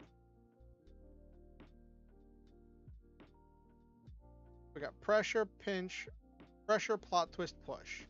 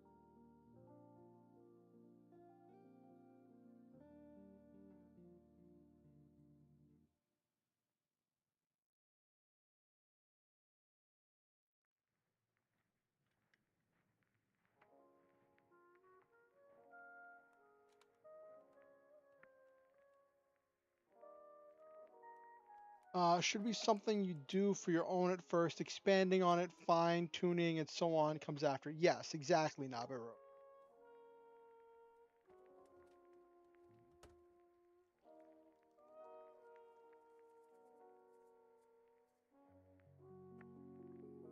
Ugh.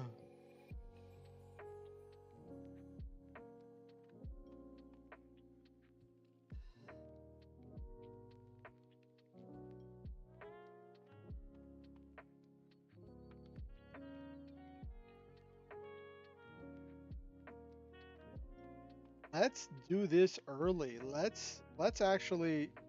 I was considering saving this for the end, but I think ah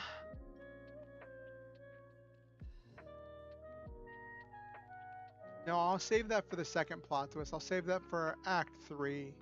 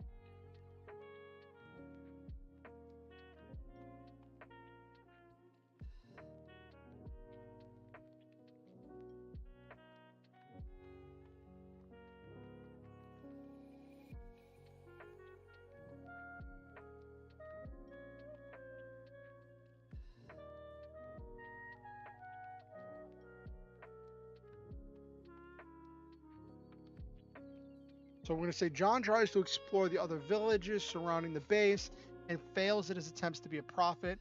No one wants to listen to him, and he's ridiculed for not understanding anything about the situation. He's lived on rebel bases his entire life, and he's never had to struggle in a village out here in the wilderness. That's the pressure. That's like he's trying to live up to his decision to ask Jesus for help, but it is getting really hard. Now, plot twist, the pinch when it comes to a head.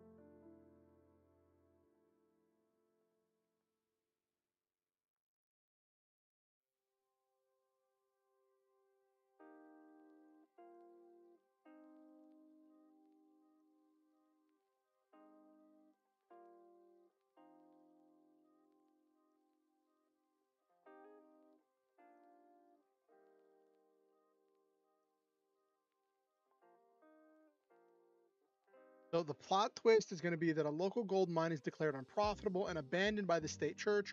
With no more supplies and cut off from a power supply, the outpost is helpless.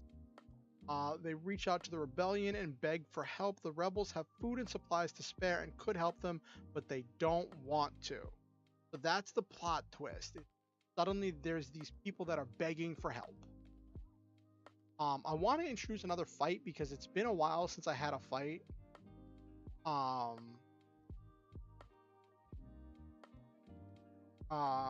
And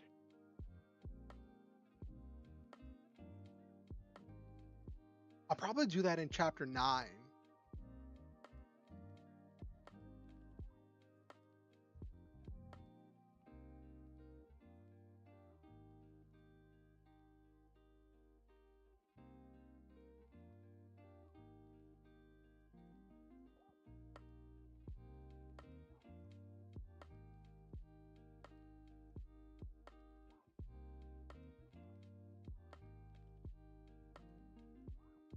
Okay.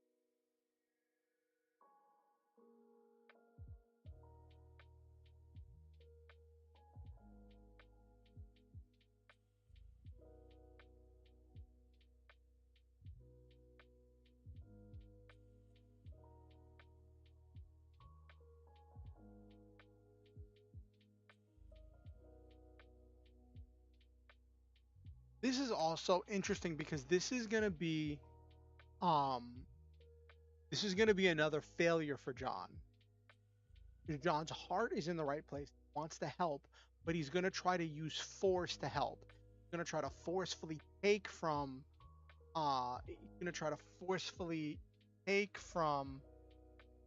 the rebels and give to the people at the outpost. This is a failure on his part, right? And that's why I think it's important that your main characters fail. Your main characters make mistakes. Their heart's in the right place, but they do the wrong thing, right? And that's what he's going to do here, where his heart's in the right place, but he's trying to use force to accomplish it instead of speaking truth, instead of using encouragement, um instead of using negotiation and all of those other kinds of skills. He's resorting to using force, using his mech, stealing supplies. Um but I also like spiritualist in me is kind of uh wants to take this in a direction, right? So it's a situation where John's heart's in the right place, but he's doing the wrong thing. He's still stealing. He's still using force. Um, and but I believe that very often when we make mistakes, uh, this is gonna sound really pompous, sound really silly, but it is part of my own belief that I believe God uses our mistakes in very mysterious ways. Um, that God uses the imperfect people that we are to accomplish something. And in this case, it is that because John uh is stealing, and he's already there in his mech, there whenever a divine beast shows up to wipe out the outpost, and he's able to call upon Jesus to save the outpost. And so then all the people in the outpost see Jesus, and they see Jesus' divine mech come down and fight the divine beast. This one will be an even more developed fight, right? And I'll have like this one will be like resistant. Will take more than one punch to bring down, and um, like it is a case where stuff just happens that way, right? And that's something I want to use in the story.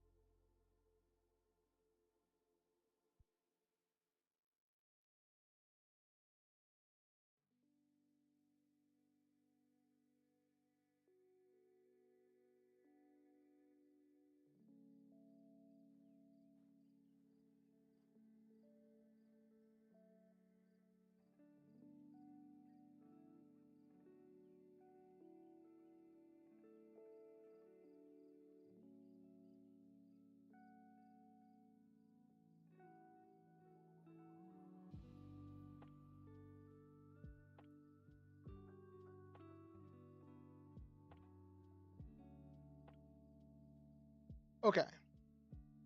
All right. Forgot to write the numbers. That's funny.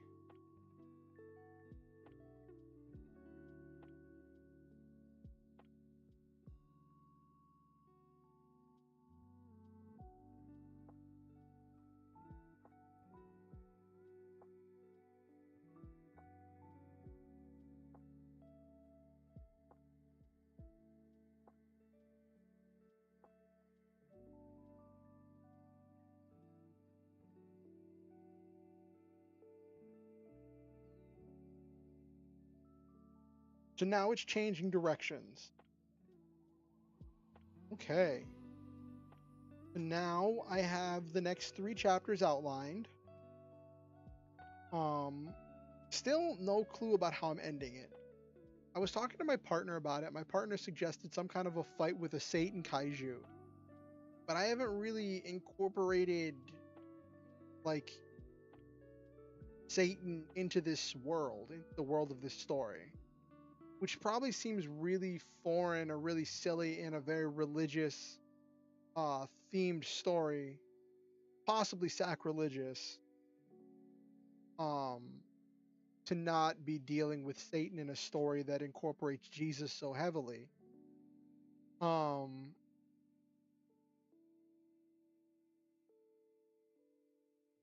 but I can mentally see these next 3 chapters of what I want them to look like. And that's going to be the end of Act 1. A clone.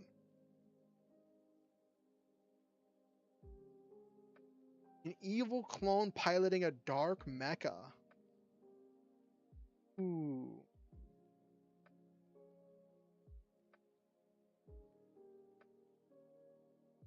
That could be interesting.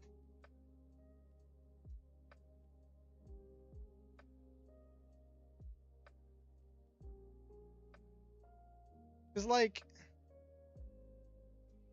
I considered this story kind of my personal answer to Evangelion, right?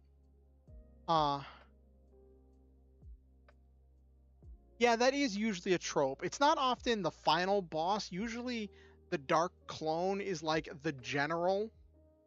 Like what happened um in whatchamacallit in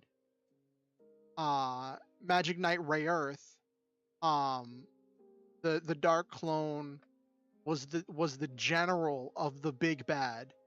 So that was like the second to the last battle.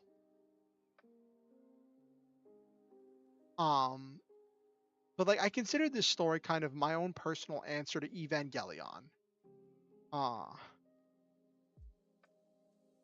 yeah, exactly, Nabiru.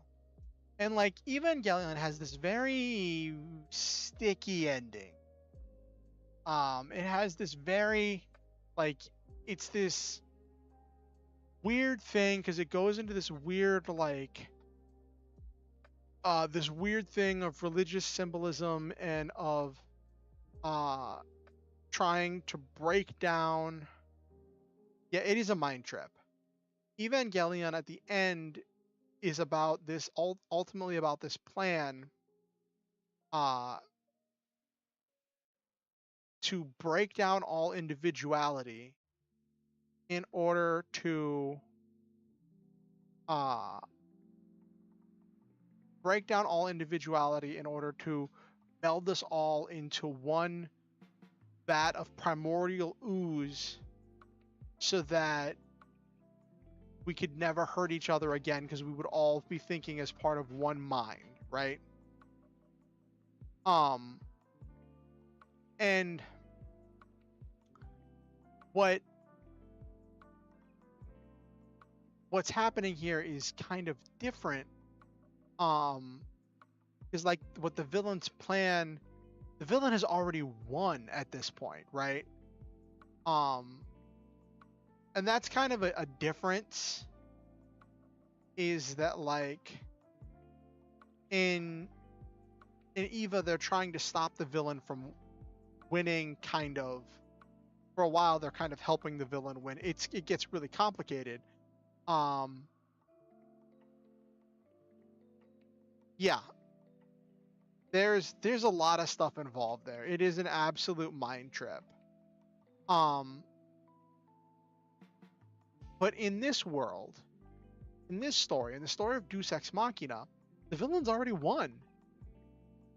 The villains already took over the world. They have their 7 floating cities and their 12 mega cities. Um, they have the world. They don't. They even the wilderness that they don't control. The divine beasts will roam and break up any settlement that gets too large in order to stop people from organizing. The villains have already won. So, like, but I want there to be hope for something, hope for change, hope for betterment. Because I want this to be driven by hope, right? Um, and I want something driven by hope. Uh, so I don't know if it would be believable or what that would even look like to like overthrow the system or uh to rebuild something or to build something better out in the wilderness.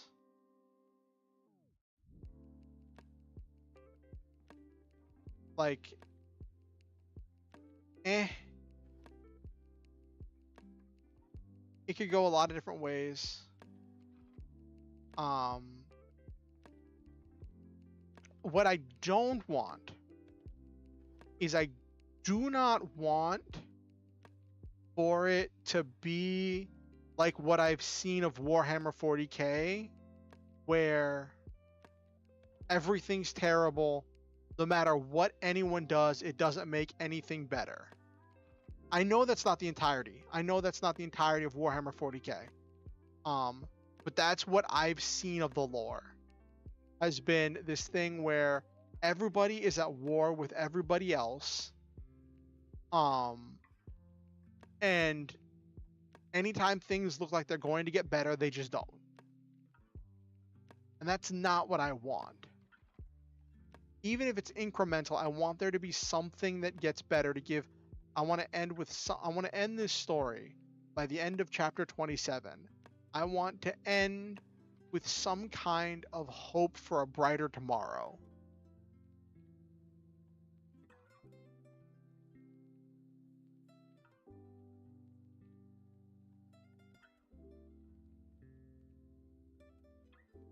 But we'll get there as we start to get there. Having stuff planned out, like I sat down and planned out and explored a lot of the tech and defined a lot of the tech and equipment and science and lore of my world. And it's really funny because since I sat down and did all that world building, I was curious if I wasn't even going to use any of it. But because of that, I didn't directly use it, but I indirectly used all of it to inform the stuff I wrote in this chapter, which was really cool. It was really cool for me to actually utilize some of what I'd worked on with my lore and world building, because honestly, I felt like I was being not unproductive on those days when I was doing that world building stuff.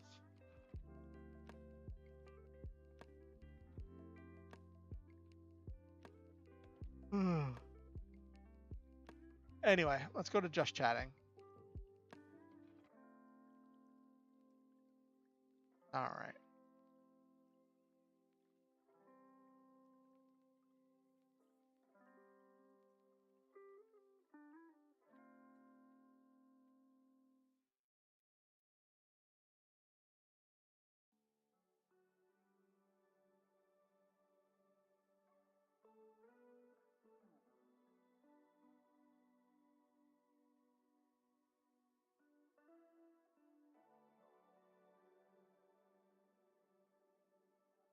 Oh, that's funny. So there's a lot of stuff happening in, I think it's in Atlanta right now. I'm not going to go into all of it because that's not really within the purview of my stream. But I just checked Twitter to see if there's anything cool to talk about. And I saw someone was giving some kind of a public comment or whatever. And they knew they were being recorded. And they knew that it was being streamed or whatever to places. So they're holding up a piece of paper with a printed out QR code that apparently is a link to all of the sources, citing all the sources that they're referencing in their public statement. And I'm like, that is so cool. That is such an interesting development in technology that can be a thing.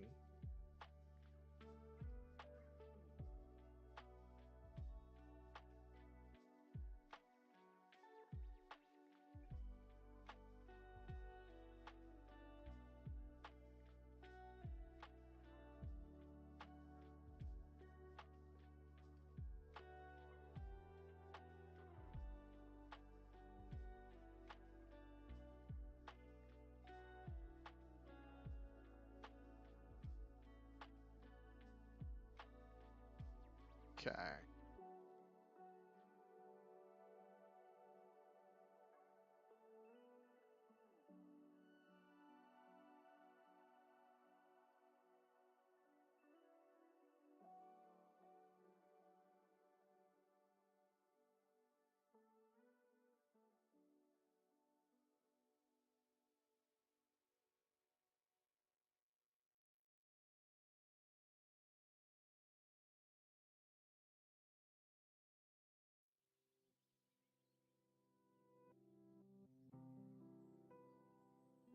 All right.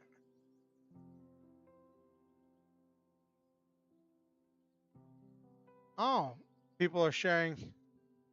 Someone shared images of one of the Shin Megami Tensei games. Like, you know, if you share images of this game, it's 100% guaranteed method to attract women. Like, uh, memes are silly.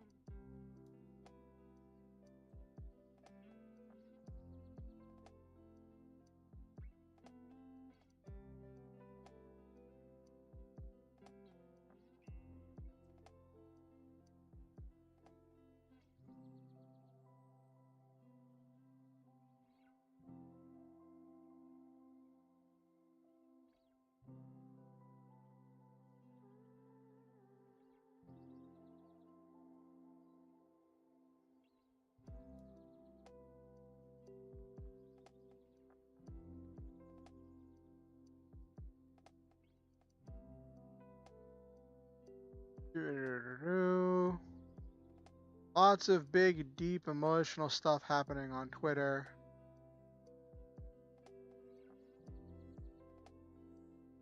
That's not the real ending for Eva. The real ending involves a giant naked angel version of Ray. Yeah, I'm aware. I'm aware. I've seen more Eva than I really want to think about. But yeah, there's a lot. We all become one big giant Ray because one man couldn't move past his sadness at the loss of his wife.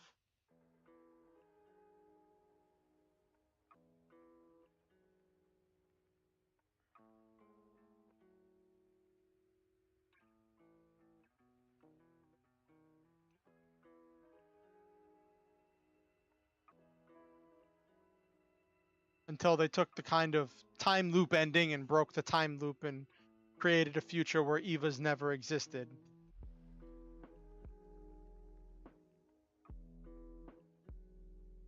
And Shinji got to grow up and be happy and healthy and in a healthy relationship.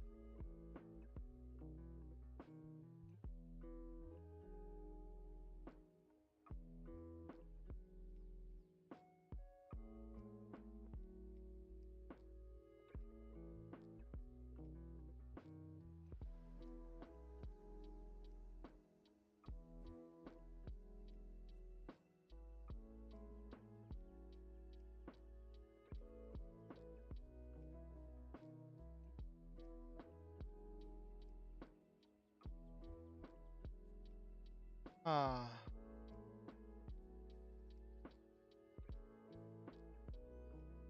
Ooh, apparently a blood moon's rising. That's interesting.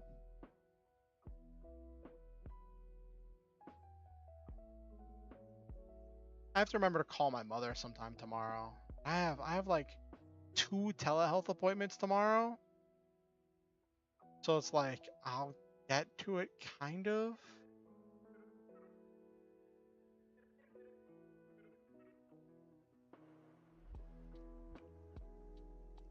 I'll get to it eventually.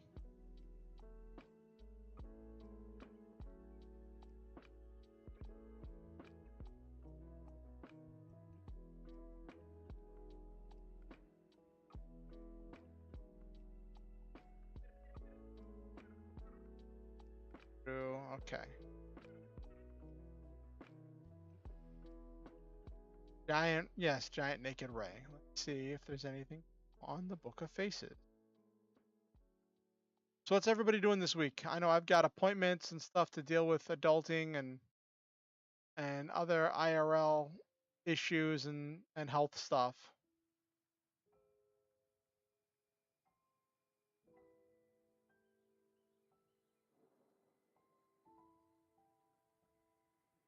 One of my friends made a Facebook post.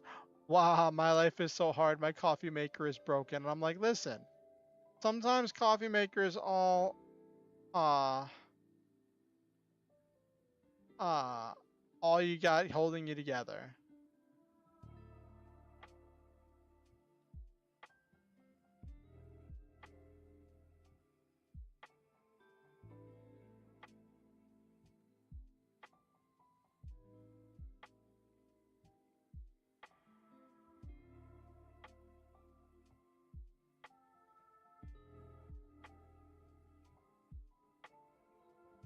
Oh my gosh, this is funny.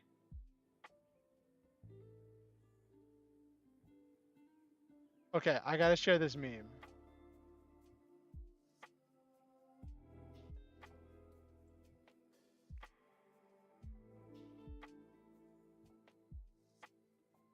I gotta share this meme. Hold on.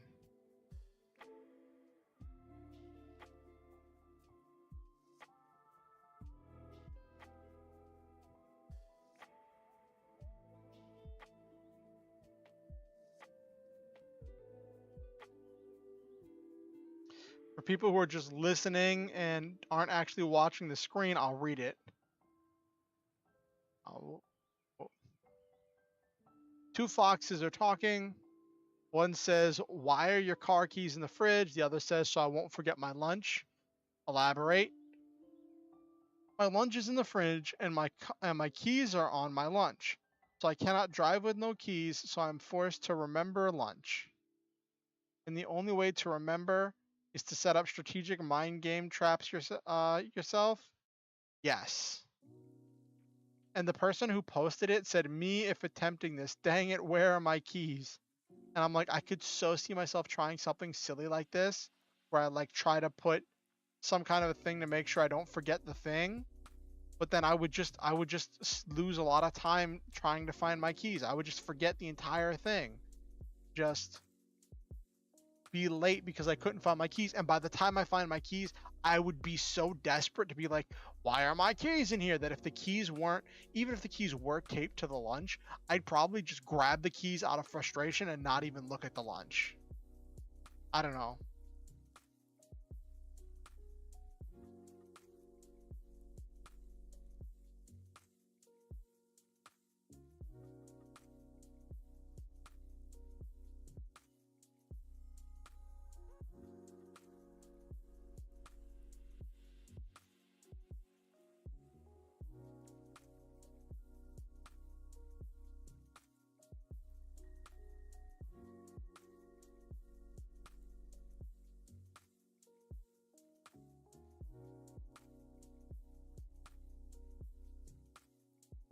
Aw. Hold on. Got another one. Hold on.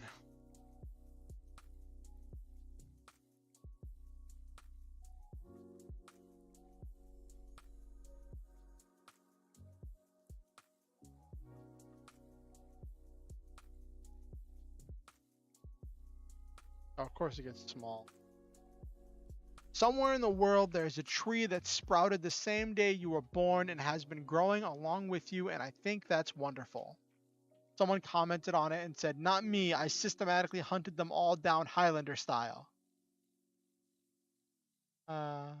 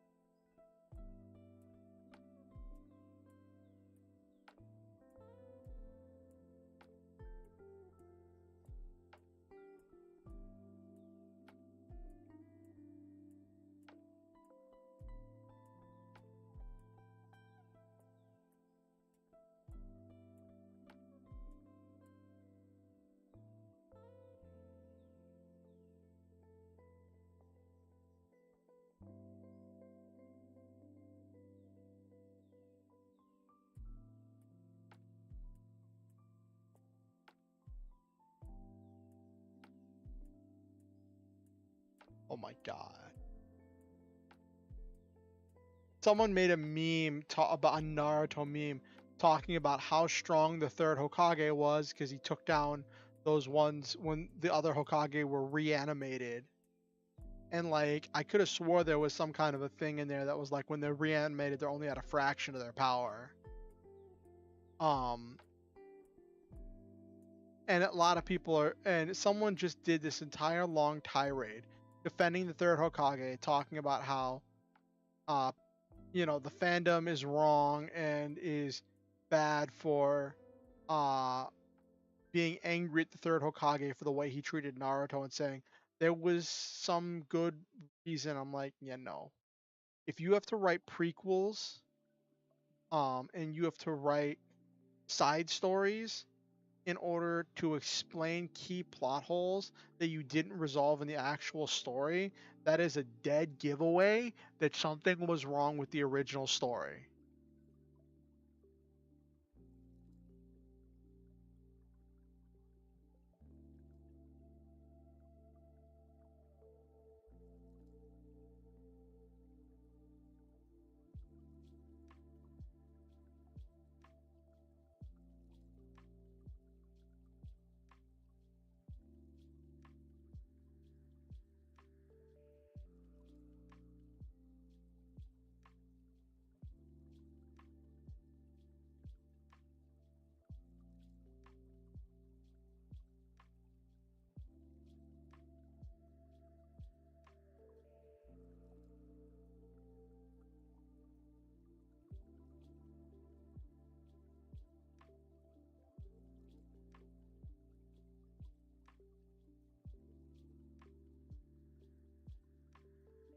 Okay.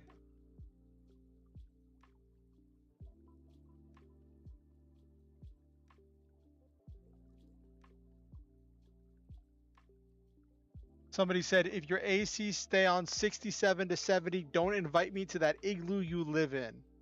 I'm like, I grew up in Florida where like it never went below like 80 in even with AC.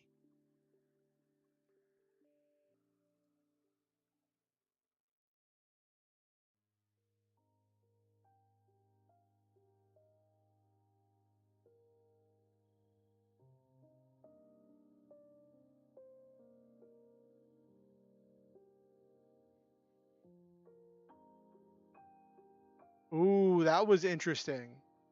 What if the paper you wrote on during school was from the tree that was born the day you were? Ooh, that's an interesting thought, Nabiru.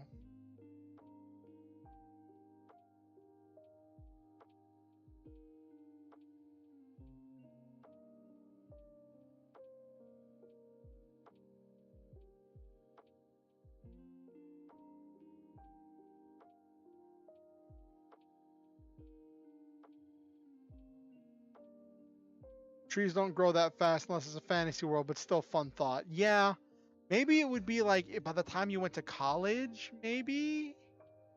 Eh. But that would mean that there's a finite number of things. Or what if? Oh, Nabiru, you gave me an idea. What if that was the magic of the world, right? What if the magic of the world was you could learn any spell, but you had to write the spell down in your spell book, but all the pages in your spell book had to be made from the trees that were born on the same day you were. And considering all the number of people who share your birthday would be fighting for those trees. So that means you would have to be fighting for trees from the same date you were born in order to make, so then people would probably only get like maybe enough paper for one, maybe two spells. What do you think, Nabiru?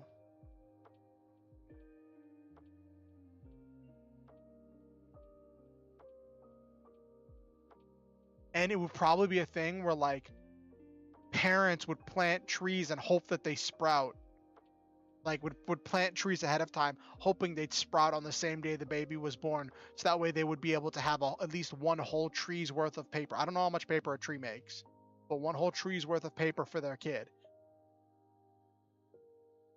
Then being born on the same birthday as someone means that they're constantly your rival. What do you think? Then they're constantly your rival, um because you're fighting for a finite number of pages.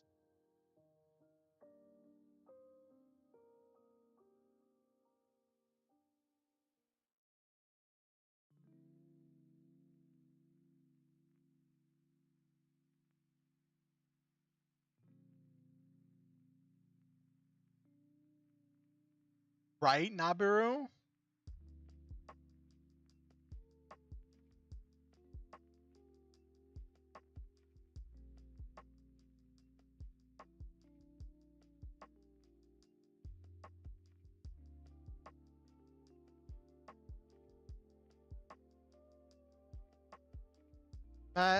Matchel. That seems very much like what they would do. What's that? What's that anime about, Nabiru?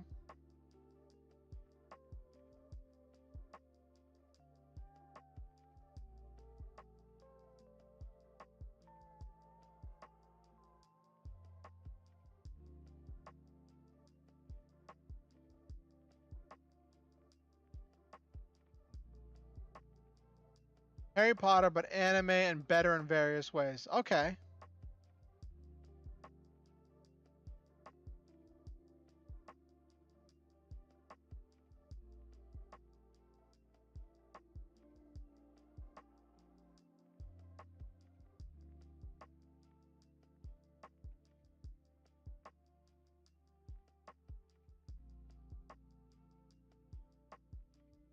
World where magic is common because they got rid of all them. Oh no. That reminds me of Breakblade. Have you ever heard of Breakblade, Nabiru? There's no magic, he's just One Punch Man level strong, so he can do magic through pure force. Alright, this is probably the last thing I talk about before we wrap up for tonight. But have you ever heard of Breakblade? I think it might have translated as Broken Blade. It's on my list of things I need to watch.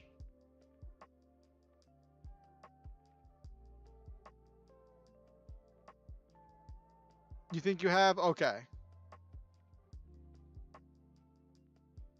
It's a similar-ish. Oh, it was translated to Broken Blade. Okay. Yeah, basically it's in a world where magic is termed as the ability to maneuver and send.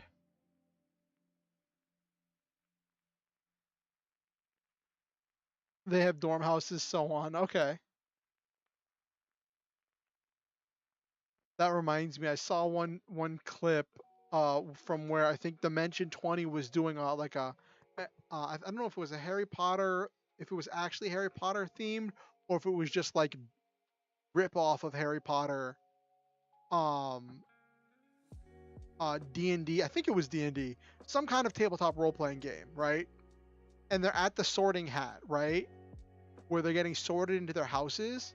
And Brennan Lee Mulligan, he has this character going this tirade about like that's called tracking, where you sort students based on a set of predefined characteristics and traits with the assumption that because they have these characteristics and traits as children, they're going to grow into these specific kinds of people as adults. And that's been proven to just be ineffective and very harmful to students. And going into this like very real world explanation of how the entire concept of the Hogwarts houses like doesn't work. And the DM who was playing as like the headmaster, sorting hat, whatever, I don't know. I didn't watch the whole episode. I just saw a clip of it, which is like, well, that's how it works in the regular world, but here we have magical understanding and blah, blah, blah, blah, blah, blah. But it was just really funny to see him do a real quick tear down and breakdown of that. That was just really fun. Anyway, let's change up.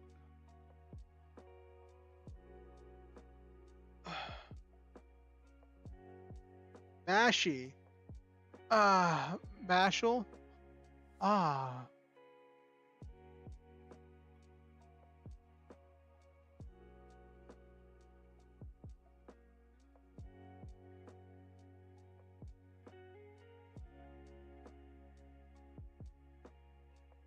S, not a C. Okay.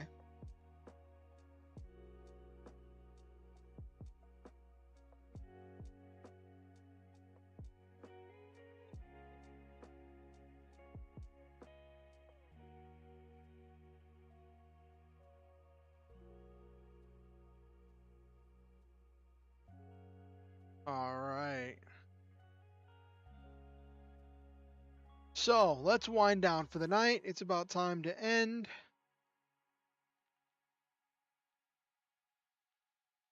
So, as usual, I like to say something nice and positive and affirming about all of my viewers at the end of my stream. So, to Nabiru, to Silva, to Okusen, to anyone else who watched the stream and didn't say anything and lurked in the background, and to anyone who watches this VOD afterwards, I want to say that I love all of you and I believe in each and every one of you. I think that you all are wonderful, precious, important, and unique. I believe that each one of you has a special, one of a kind energy that only you can bring to everything you do. I believe your hopes and dreams are valuable, worthwhile, and important. And I think that each of you makes this world a better place just by being in it. And I am grateful every day to live in a world with you in it. Thank you for coming to my stream. Thank you for giving me your time, your attention, and your energy. Thank you for being a member of this Star Hunter community. Always remember the Star Hunter motto: shoot for the stars, have wonderful adventures, live your dreams, and always stop to enjoy the meme. If you have, I do ask that you like the stream. It helps the algorithm with pushing it out to other people, and I need every little bit of help I can get because I do want to grow this community into something more to reach more people and have more people come. I'm hoping, thinking maybe I'll do more collabs in the future. We'll see how well this first collab goes. Um, and we'll see how all of that pans out. Um, and yeah, if you have any friends, family, relatives, acquaintances, arch rivals, nemesis, uh, true enemy, one true enemy, that you think would enjoy my content, feel free to show them my content or bring them to stream. Next stream is going to be Friday, 8:30 p.m. EST. Probably be doing some gaming, might be doing some more front mission. We'll see. Um, and I want you all to know that I think that you are valuable, precious, and important. If you want to keep up with what I'm doing on YouTube, feel free to subscribe and ding the notification bell. And even if you are subscribed, check to make sure you're still subscribed. Sometimes it'll automatically unsubscribe people for some odd reason. Um, and if you want to keep up with what I'm doing outside of YouTube, you can follow me on Twitter or join my Discord. Links to both of those are in the description down below. Always remember, you do not have to donate to be a member of this community. You do not have to pay, you do not have to pay to be welcome here. You are always welcome to give your time, your energy, and your attention. You are a valued and worthwhile member of this community. With that said, if you ever feel motivated to donate to improve the stream or to improve my life, there are links where you can do that in the description below. I appreciate every little bit that you can share with me. It does improve the stream and it does improve my life, and I'm grateful to each and every one of you that has given in the past and whoever might give in the future. I am grateful to all of you. Thank you all for coming to stream. Like I said, next stream is going to be Friday, 8:30 p.m. EST. I look forward to seeing all of you there. Have yourselves a great week and have a good time, everybody.